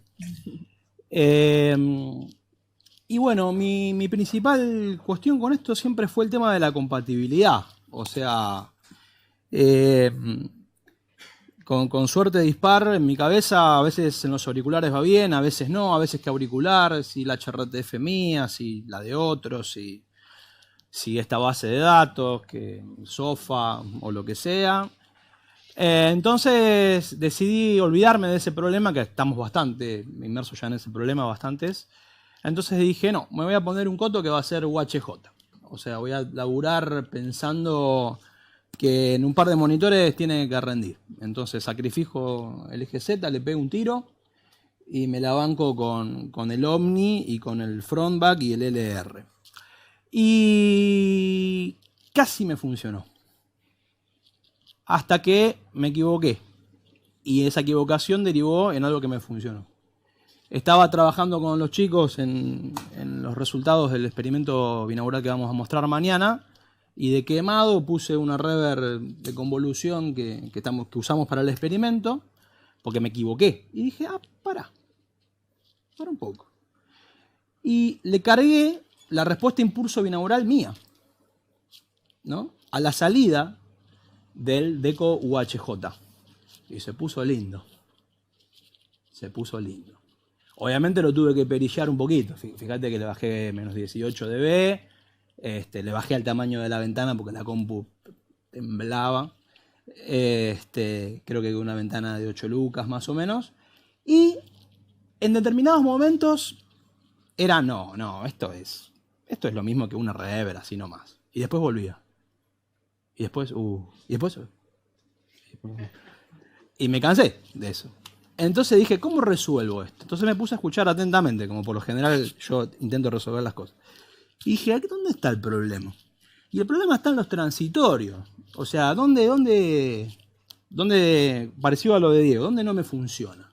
Cuando vienen cosas con impacto, ¿no? La batería empieza a tocar, guitarras con estacato, lo que sea. Entonces ahí la solución fue el predelay, el viejo y querido, ¿no? 50 milisegundos y me sirvió para 30 minutos de música, que es lo que hice yo. Me sirvió. Y bueno, por eso dice blend ahí, UHJ binaural, Malbec Syrah, no sé. Y lo puse en los parlantes. Dije, bueno, a ver. Y se la bancó. Entonces quedé contento. Obviamente en el auricular está mejor. Pero en los monitores no es que lo perdés, como suele pasar con con la gran cantidad de cosas que uno reproduce binaurales, ¿no? Porque, bueno, obviamente la explicación es que está a menos 18 dB abajo que todo, o sea, es bastante. Pero hace lo suyo eso, ¿no? Bueno, obviamente al igual que Diego tuve una preocupación artística para que me funcione. Yo todas las veces que lo empecé a probar con la gran mayoría de cosas que hago yo, que tienen que ver con el rock, la música pop o el folclore, el tango, qué sé yo, no me entusiasmaba demasiado. Pero cuando empecé a jugar con paisajes sonoros o cosas un poco más jugadas de música contemporánea o algo así, sí me funcionaba muy bien. Entonces dije, bueno, le voy a dar una mano a las cosas que yo trabajo más convencionalmente con este tipo de recursos. Entonces empecé a meter como inserts de soundscapes y de otras músicas dentro de la música principal, que es lo que ven ahí como escena principal, ¿no? Por ejemplo, acá todos los tracks de la batería. Entonces esas cosas que entran y salen no solamente son otras músicas, sino son cosas que son paisajes sonoros. O sea, piedras que se te caen atrás. Lluvia, un fueguito, prendió ahí alguien la hornalla. Qué sé yo, olas, no sé. Esto es tan viejo como Pink Floyd o Pierre Schaeffer. Pero a mí me anduvo bárbaro esto, para representar esto, ¿no? Decir, puta, lo que estaba pasando en un contexto. Gracias a esos inserts, cuando se iban esos inserts y volvía al contexto musical tradicional, eso estaba como espacializado. Y cuando vos te pones a escuchar 2 o 3 minutos, que pasa a propósito, donde esos inserts no ocurren, medio como que te acostumbras y decís, sí, qué estéreo lindo, y de repente, ¿no? ¿Qué pasó? Porque vuelven esos inserts a jugar en el discurso. Y cuando se van, ese discurso tradicional queda como espacializado. Algo psicoacústico. De percepción auditiva, diría Gustavo. No sé. Bueno, Entonces, básicamente lo que hice yo para lograr esto fue ninguna magia. O sea, usé, como la gran mayoría de los chicos, una herramienta que me parece maravillosa, que es el Room Encoder para las fuentes fijas, ¿no? Esa cuestión de poder laburar en el diseño virtual de un lugar, tanto de la fuente como del oyente, tridimensionalmente, trabajando las características reflectivas de ese recinto, buenísimo, buenísimo para todo. Y principalmente para fuentes fijas. Para fuentes fijas fue lo mejor que encontré. Entonces dije, bueno, después de relevar las herramientas, va eso. Y para los soundscapes y estas escenas musicales usé ATK, las transformadas, estas que les contó David hace un rato, que son un flash tremendo justamente para cosas bruscas, ¿no? Arriba, abajo, se mueve, va, viene, te entró por la cabeza y te salió por allá. Para eso está buenísimo. Claro, esos soundscapes, esas otras músicas eran tracks estéreo. Me hubiese gustado tener el multipista, no le da el cuero a la compu. Pero me sirvió mucho, porque como ya saben, tener menos canales le ayuda también al cerebro de uno para saber cómo encarar el laburo. Y finalmente, para el resto de los instrumentos, los teclados y las guitarras, bueno, ven, ahí tuve que poner algunos conversores porque usé plugins de ATK que son Fuma, que no son AMBIEX, y ahí me atreví a usar Waves y me anduvo bastante bien. Una de las cosas que me parece simpática de Waves es que todo el tiempo, no solamente en la decodificación, en la codificación plantean la cuestión de la esfera. Y esto está muy bueno porque para hacer automatizaciones, vos te pones a jugar acá con el pote y ves claramente lo que está pasando de una manera tridimensional. En ese sentido, IM se queda corto, ¿no? Tenés planta y corte. Y cuando ya estás cansado a las 3 de la mañana viendo eso, pensando tridimensionalmente, por lo menos a mí no. Entonces las guitarras, los teclados, las hice cansado, con media cerveza encima con esto. Y me funcionó. Y bueno, básicamente eso. Después, como el resto de los laburos de los chicos, va a estar disponible para escuchar el 19 y el 20 en la muestra de fin de año. Y como una mini conclusión, adelantándome un poquito lo que vamos a hablar después, qué lindo como vuelve el rango dinámico con todo esto. Qué hermoso que es. O sea, volver en el laburo, tener esa diferencia de 10, 15 dB entre las cosas. Y hay algo más lindo todavía, que a mí me entusiasma muchísimo todo esto. Cómo tenés que romperte el que te dije para mezclar. O sea, cómo tenés que pensar, guionar, hacer un montón de cosas con las herramientas para poder llevar adelante un discurso. Me hace acordar a todos los documentales que vi a lo largo de mi vida y libros que leí sobre cómo se hacían los discos en los 50, en los 60, en los 70, tipos que se rompían la cabeza para resolver un montón de cosas. Y yo decía, puta, yo nací en la época equivocada y ahora apareció esto. ¡Ah, qué bien! Entonces, ahora tengo con qué divertir. Bueno, eso básicamente.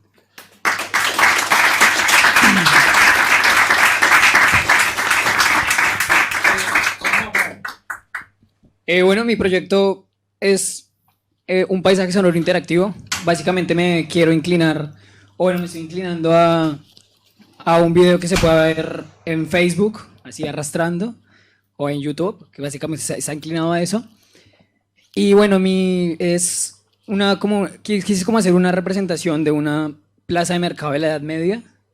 Entonces, pues, hay varios sonidos, hay una representación musical en un lugar, tenemos carrozas que pasan por detrás, carrozas de caballos, sonidos de animales, y bueno, también hay algunas voces que se mueven.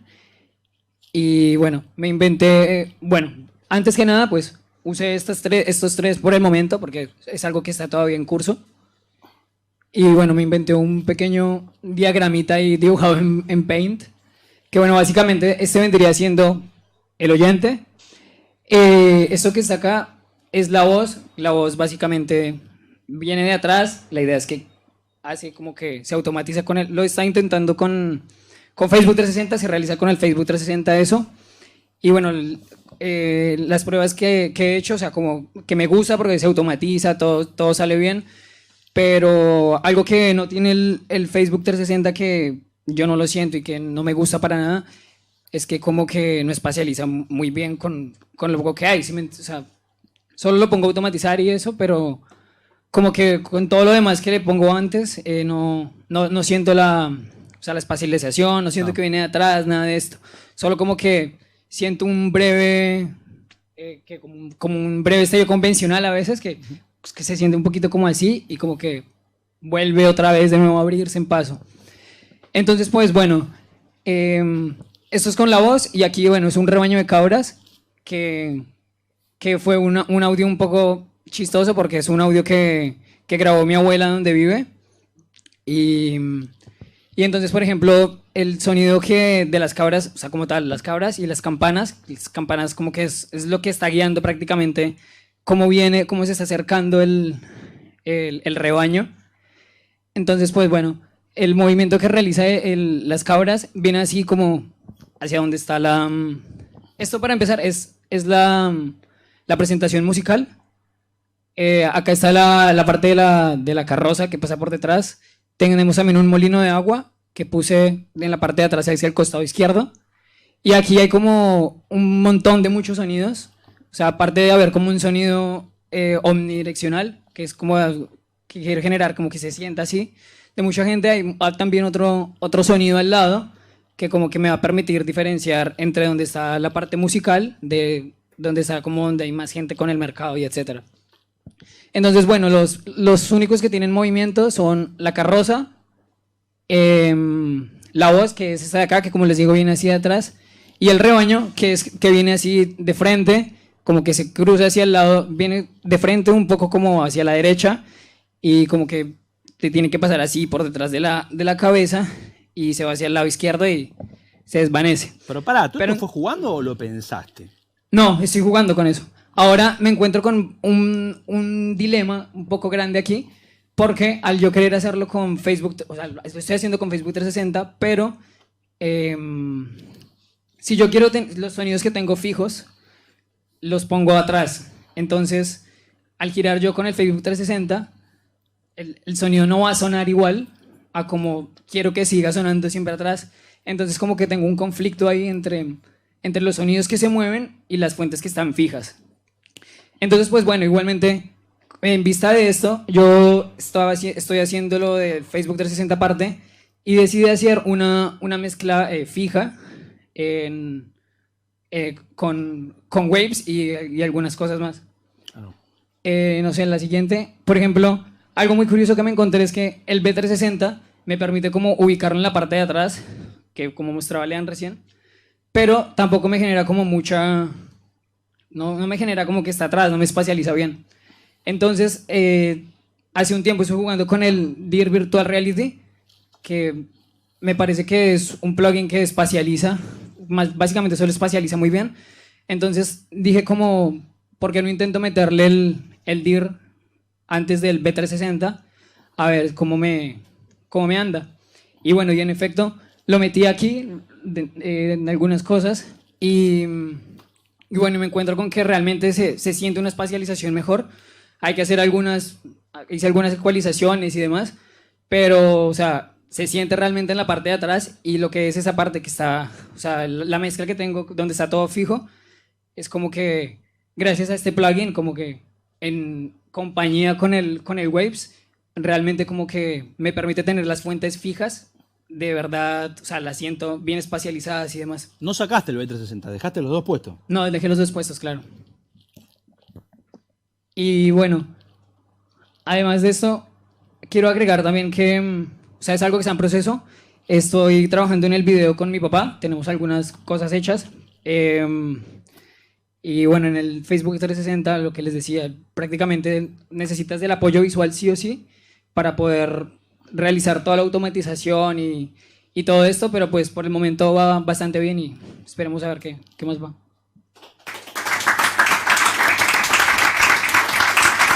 Bueno, antes de pasar a la ronda de preguntas, ahí hay algunas referencias bibliográficas. Este año justo salió un libro bastante lindo, que es el último que se ve, el de Soter y Frank, que tiene mucha data que usamos bastante. Todos usamos en realidad, pero el último fue como, mirá, aprovechemos esto, vamos a darle y nos agarramos. Y está dando vueltas por ahí, encima está liberado. Así que lo buscan y se lo bajan todito todo.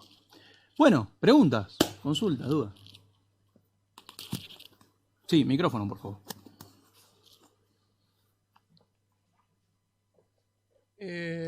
Bueno, nada, estuve viendo, esta pregunta va para todos porque es algo que de lo que no hablaron y no sé si por ahí ni lo probaron todavía o por ahí ya saben que no existe. Perdón, ¿está prendido? Sí, señor. Ah, muy bien. Hola, sí. Perfecto. Hola. Bueno, que por ahí ni siquiera lo probaron o ya saben que no existe o que no funciona de esa manera. Y es cuando hacen automatizaciones, uno hace, digamos, automatizaciones más o menos relativamente lentas, uno puede percibir la espacialización. Pero cuando uno hace automatizaciones rápidas, digamos algo en un auto, una moto que pasa rápido, ¿hace compensación, por ejemplo, efecto Doppler y eso? Hay plugins que tienen la opción de habilitarle el efecto Doppler. Claro. Ah, muy bien. Y por ejemplo en el Room Encoder de IEM tenés esa opción indiscriminadamente, o sea, vos mueves la fuente rápido cuando lo estás usando y efectivamente tiene efecto Doppler. Y algo muy copado que tiene también es, por ejemplo, si vos tiene cuestiones de resonancias de la sala, por ejemplo, si vos plantás una cosa en la esquina va a tener un realce en graves propio de la sala. Mal, de hecho a mí eso me sirvió un montón porque, por ejemplo, algo que yo me había planteado era no hacer la mezcla convencional antes de trabajar con esto, no utilizar ecualizadores, compresores, nada. Pero en el momento el bajo sonaba chiquito y ahí, bueno, utilicé los básicos con conocimiento de acústica, de poner un bajo en contra de una pared en un rincón y realmente realzó mucho, bastante. De hecho, el pibe me dijo, dejá el bajo así. O sea, fue como, dejá lo que me gusta. O sea, esas cosas del Room Encoder están muy lindas. Y Facebook 360 también tiene la opción del efecto Doppler, como otra opción. Muy bien. ¿Alguna más? Sí, señor. Ojo. No tengo una pregunta. Son varias, pero va de a poco. Y tiene mucho más que ver con mi desconocimiento de todo esto. Piénsense que yo conozco el Ambisonic de esa época, el analógico. No, acá ustedes están hablando de otro mundo, una cosa. Primer orden. Punto. Se acababa el mundo. Después, fin del mundo. Claro. Pero la pregunta va por otro lado. Tiene que ver, en muchas oportunidades encontré, creo que de todos, nombraron el tema de la máquina, que se les quedaba corta. Y acá viene la primera parte, porque después vienen las segundas partes de esta pregunta. ¿Qué significa eso de que queda corta? De que no funciona. ¿Qué es lo que no funciona? Yo creo que lo que demanda cuando vos aumentás los órdenes, cuando querés laburar, por ejemplo, ponele orden 19. No llegamos hasta ahí. Creo que lo más que llegamos fue hasta ¿Cuántos séptimo canales orden. serían eso? Pero te empieza a jugar mucho con el audio. A mí no me pasó. A mí me pasó con séptimo Pero- orden que se me rompe el audio. O sea, de golpe me empieza a hacer un montón de... Glitching. Pero Glitching, mínimo- comportamiento inestable asociado a, me olvidé de subir el buffer. Y tenés el buffer hasta las bolas de grande y no se la banca igual. Y cuando vas a los medidores internos del DAW, tanto los de Reaper, que están buenos, como los de cualquier otro, te dice, el procesador está tranquilo, la rama está tranquila, acá está todo bien, y no está todo bien. En mucho de lo que estaban diciendo hablaban de la cantidad de canales de audio. Sí, señor. Discretos. Sí, señor. Que cuando bajaban eso, les posibilitaba trabajar. Sí, señor. ¿Y qué posibilidades era de trabajar en orden 19, pero de a uno a la vez? Es algo a desarrollar. Sí. De hecho, yo lo que empecé haciendo para bajar la utilización de recursos que tenía la PC fue frizar algunos tracks, que Reaper te lo permite con plugins de EQ y compresores típicos. Pero lo que se podría también hacer es ir haciendo la mezcla de a poco. O sea, cuando vos ya estás conforme Sí, con sí, un movimiento, una reducción. automatización, Reducción. la bounceás y probablemente también es una manera de hacerlo. A eso iba. O sea, el tema es que ustedes se quejan de lleno porque con todo lo que quieren no pueden hacerlo con la PC pedorra que tienen. Claro. Igual estoy Sí. diciéndolo. Sí, cariñosamente. De buena onda. De hecho, es extraordinario lo que han hecho. A ver, pará, les pongo un ejemplo de hace mucho tiempo. Cuando con el Pro Tools en Circo Beat, cuando era de Fito, imagínate, había solo 4 plugins, más de eso no entraban. Era eso. Entonces vos procesabas las pistas, de a esos 4 las ibas guardando, las ibas grabando y después las ibas mezclando y decías, no, este no sirve. Entonces otra vez, y así tardabas 80 horas para mezclar un tema, pero se hacía. El que probó el dulce del tiempo real se hizo adicto. Y somos hoy por hoy diabéticos. O sea, el problema tiene que ver... O sea, es un problema generacional más que... Que no te quepa ninguna duda. Sí, sí. Okay. De hecho, ellos me contagiaron en Soro. Yo era un poco más como vos y ahora que estoy con esto, no quiero. Y mi mujer me dice, ¿qué te pasa? ¡No me da la máquina! Se puso celoso de que estábamos usando séptimo orden. Vale, verdad. No, o sea, en definitiva, o sea, eso es totalmente vigente. Sí, vos señor. podés ir de a poquito. Hemos vuelto a eso. Hemos vuelto o sea, a la necesidad de totalmente reducir. artesanal, pelotudamente lento. De hecho, yo lo hice. Yo tengo mis 4 Claro, o sea, 4 mixdown a un 2-track porque no se la aguantó. Pero aclaremos. No sé si necesitas una de la NASA. Creo que las especificaciones son 16 de RAM, disco sólido y un i7. Eso la máquina te lo aguanta. De ahí para abajo vas a tener que laburar como... Igual. No sé. Igual, No es imposible, Sí. digamos, se lo hace de esa forma. No. Hoy por hoy, con una compu como la que tenemos, Igual- o sea, cualquiera igual de nosotros podemos yo laburar. personalmente, Con estos impedimentos, pero podemos. bajando de séptimo a tercer orden me siguió funcionando y tenía como el plus de poder trabajarlo todo en tiempo real y poder cambiar las cosas. ¿Eh? ¿Con i5 en tercer orden? Con i5. i5, 16 de RAM y estado sólido. Pensá que Meto lo un que bocadillo anduvimos- breve. El Reaper tiene este plugin de la suite ReFX que delega procesamiento en computadoras terceras para granjear, dicen por allá, efectivamente, para generar una farm.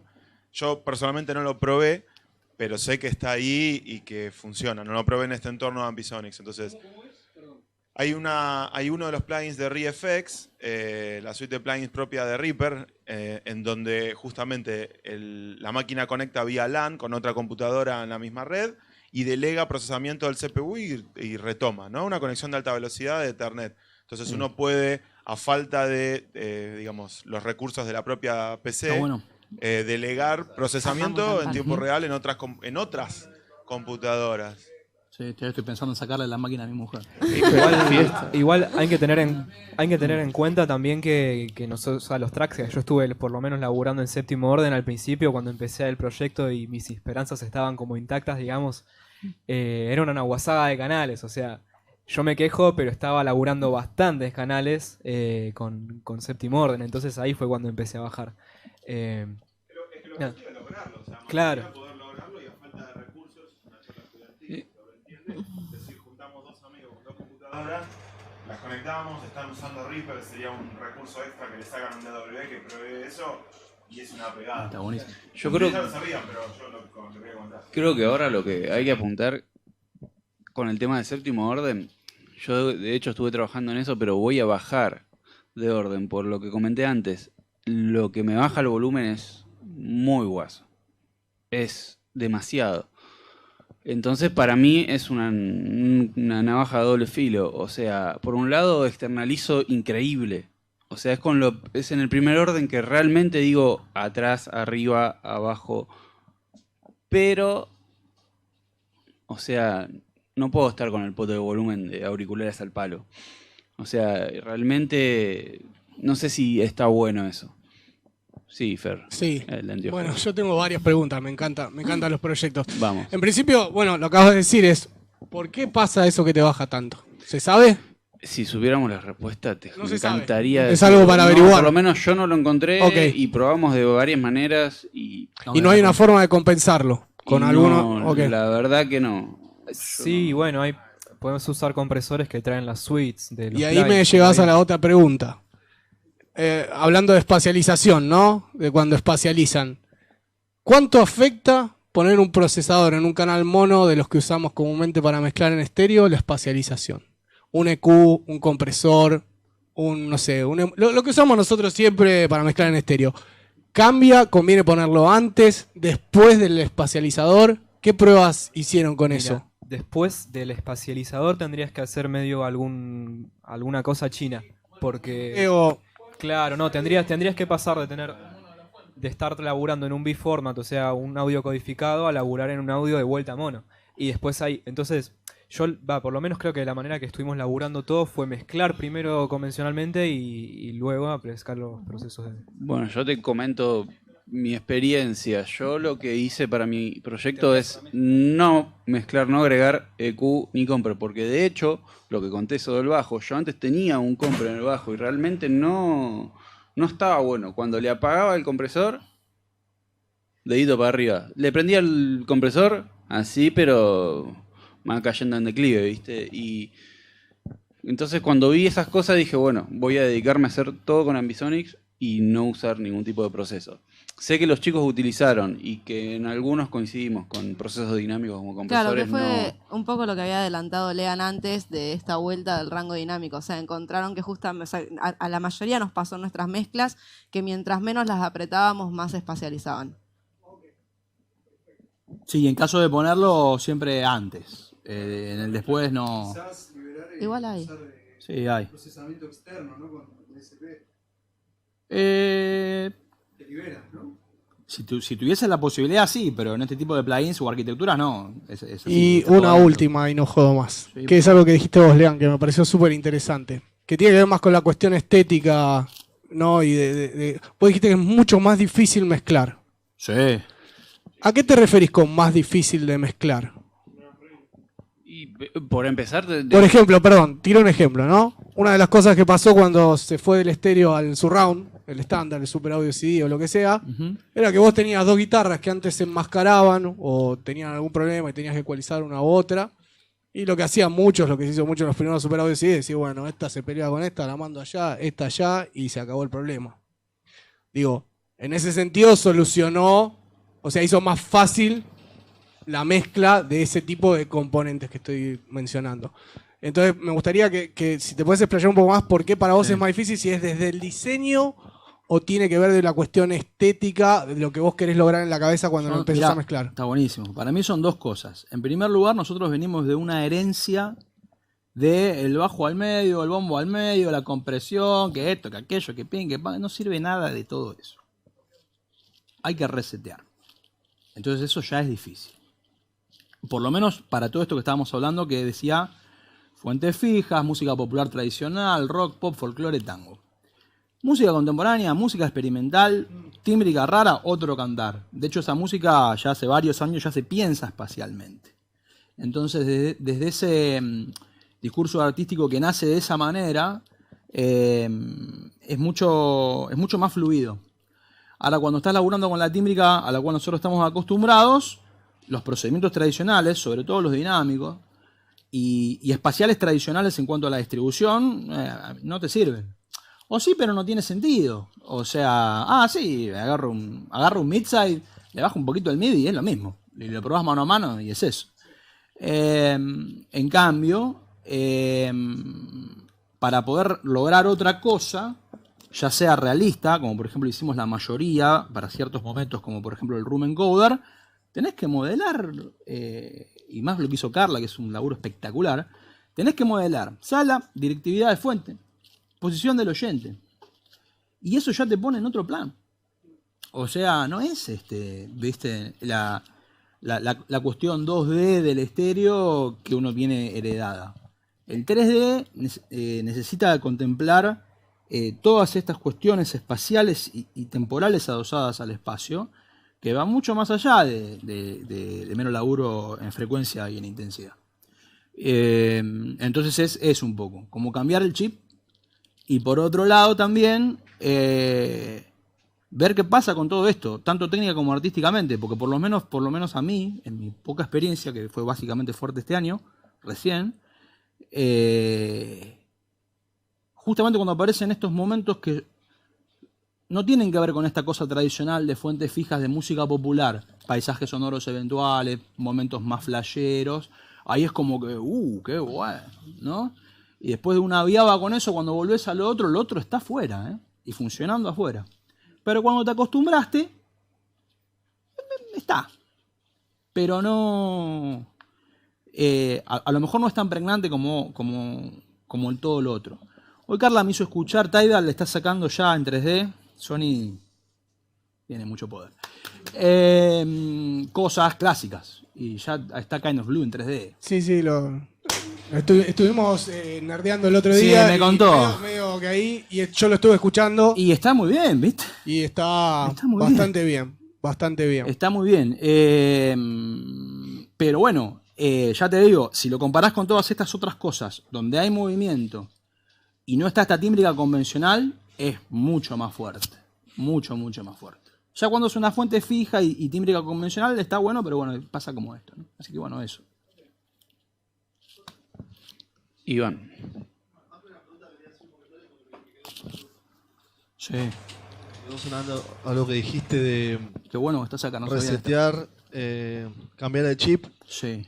Salgo de la música, perdón que Sí. salga un poquito. A principio de año tuvimos en enero una charla de un colega mío de Canadá, que bueno, la dimos en Estudio Urbano, la dio él, mejor dicho. Él trabaja en audio para realidad virtual, ¿no? Un video 360 anclado a todo el sonido. Y él preproduce el contenido para salir a hacer sonido directo de eso y después lo mezcla. Entonces, en realidad uno dice, buenísimo, 360 virtual, Ambisonic, listo, grabo lo que sucede y listo. Es cuando mezclaba y cuando están en una etapa totalmente experimental, porque ellos son productores de video, de contenido 360, y ellos se consideran totalmente experimental porque no es muy fácil lo que está pasando en el sentido de que comparando eso con una película, con un contenido visual que uno está viendo hace décadas, cuando uno ve la realidad del sonido 360, no es lo que está acostumbrado a ver. Entonces hay un problema grande, porque dice, bueno, sí, los pasos de la persona están a 30 metros y lo escuchás 30 metros. Pero vos ves el video y decís, yo no estoy acostumbrado a escuchar los pasos. Si es algo importante que pasa, los pasos están acá, no están en la realidad. Entonces, con el video, digo, es muchísimo más difícil porque hay algo que te ancla, pero que te ancla a tu cultura de ver y escuchar. Totalmente. Es cultural, o sea, y también es cultural escuchar un estéreo, un mono o un estéreo, y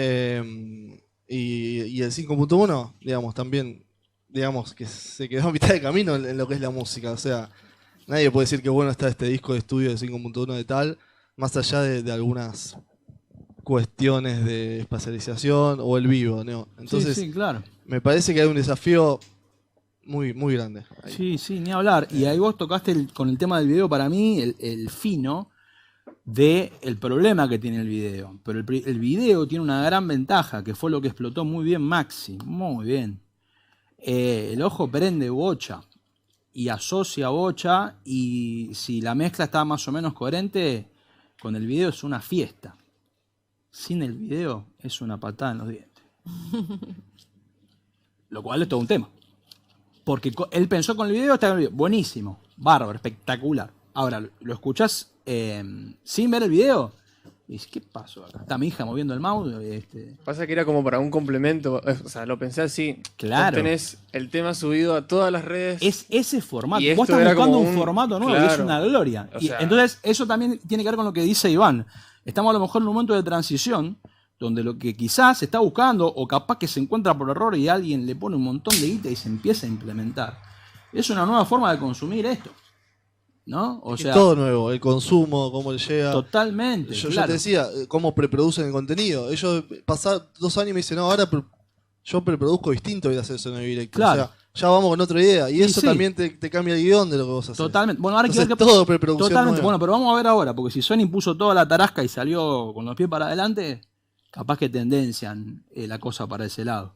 Este codec nuevo que largaron aparte liberado, que es el MPEG-H, vos podés meter ahí adentro todo lo que quieras y ya tenés compatibilidad full para el principal esto. La gente escucha con esto. Y le están apuntando a esto y van a eso. Y bueno, vamos a ver si eso ahora de alguna manera pone el coto y dice, bueno, muchachos, esto, vayan por acá. O capaz que no. Y estamos hablando solo de música. y vos me hablaste recién de video, imagínate ahí lo que va a pasar, no, ya, no, me escapa totalmente. Sí. Sí, pero vos le podés meter escena, le podés meter ambisonics. No estoy hablando, vos mostraste el celular. Ah, sí. El audio basado en objetos tiene que ver con cualquier cosa que reproduzca. Totalmente, porque sí, claro. Es como la programación. Sí, claro. Es un objeto que tiene propiedades y definiciones. Y eso es otro esquema totalmente distinto. Sí, señor. ¿Entienden eso, no? Que está diciendo él. Bien. Es muy nuevo. De hecho, estaba por escribir al respecto, justo que aquel me pide de las revisiones del journal, porque este es un tema nuevo que se está proponiendo recién ahora con este tema de poner ese objeto, ¿sí? Con sus propiedades, sus definiciones, de manera tal que toda la metadata es la que definitivamente te dice qué es lo que va a suceder en ese entorno, con quién, de qué manera y por qué. Exactamente. Pero la base siempre es una... Totalmente, pero por ejemplo, Atmos hace eso y es cerrado, son ellos. DTS hace ello... Con las limitaciones. Aparte. Lo que está proponiendo Sony ahora es, nosotros laburamos en objetos, pero vos podés tirar que te lo codificamos, te paramos el piano con el pecho. Tirame una escena, tirame un track mono, y yo te lo codifico objetos y lo laburás ahí. Vamos a ver qué pasa. Supuestamente si le regaron el codec, los codificadores deberían aparecer, o ya debe estar el código disponible. Carla me pasó el paper, todavía no lo pude leer. Esto hace 2 días, ¿fue? Claro, está. Bueno, el paper es de AES. Claro. Todo el journal de agosto y julio es todo eso. Mirá, viene fuerte entonces. Todo eso. Bueno. Otra pregunta más. Sí, sí. Recién mencionaron a Tidal. Tidal ya está transmitiendo con audio en 3D. Tidal yo no me acuerdo qué códec de compresión usa. Creo que es un lossless. En Me mataste, no sé. Sí, usa FLAC. Usa FLAC. Ah, no sabe. MQA es para el master, pero para Hi-Fi usa FLAC. Sí. Genial. Y después para abajo MP3. ¿Y qué pasa con los codec lossy? Cuando vos tenés audio codificado en Ambisonics y terminás por alguna razón en un codec lossy. Mi prueba mano a mano en FLAC WAV fue exitosa. Prueba. Pero me refiero a MP3. Una porquería. Lossy mala onda. Y sí, Se mal. fue Igual le estás preguntando a alguien que odia la MP3, que va a tendenciar la opinión para un lugar complejo, entonces no, preguntarle a ellos. No, pero me refiero, YouTube SD. Viste que YouTube switchea la calidad del video Qué horrible. según el ancho de banda que tenés. Claro, sí. Para que vos lo puedas ver en el bondi. Obvio. Y ahí morimos. Se acabó todo el 3D. Para mí sí, pero no puedo responder objetivamente. Tidal en particular, que es lo que yo usé, yo lo tengo configurado para que cuando estoy con datos móviles me baje la calidad y cuando estoy con Wi-Fi use buena. Entonces, y no me dan los datos. Cuando estoy con Wi-Fi, que ahí puedo streamear con buena calidad y sin pérdida, ahí sí puedo streamear 360. Si estoy andando en la calle, no puedo. Sí, o sea que se ve que asumo esto, conclusión mía, que cuando está manejando con pérdida no te permite hacer el 360.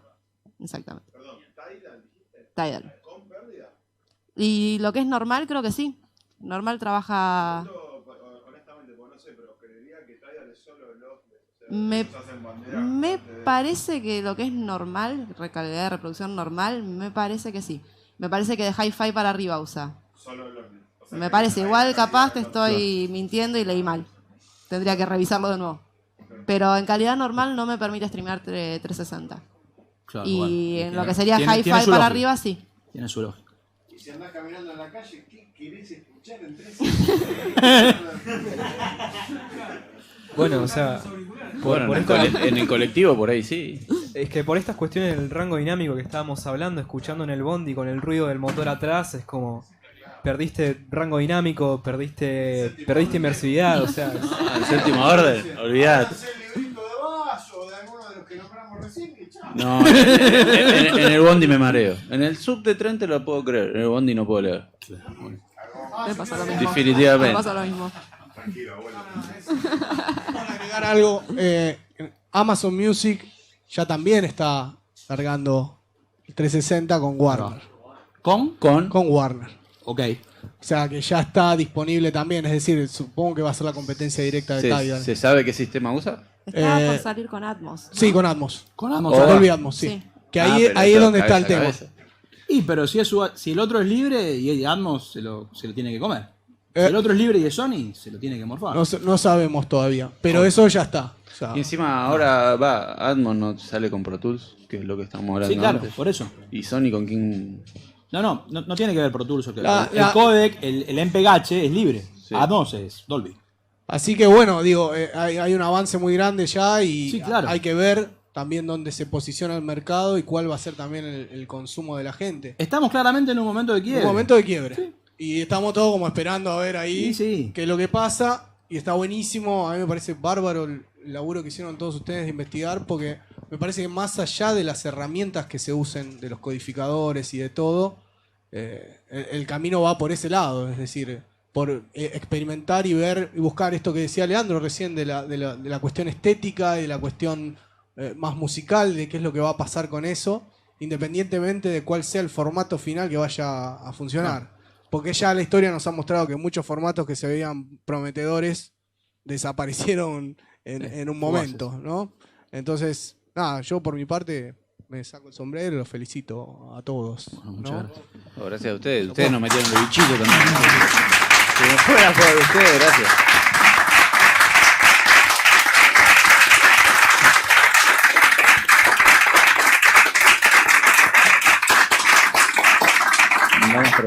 Bueno, muchas gracias por venir. Este fue el día 1. Mañana, día 2, los chicos que estuvieron trabajando haciendo un experimento específico sobre binauralidad abren la jornada a las 3 de la tarde. Tenemos los micrófonos capacitivos 5:30 y cierra una mesa maravillosa de expertos de audio a las 19 horas. Así que los esperamos. Nos vemos mañana. Gracias a todos por venir.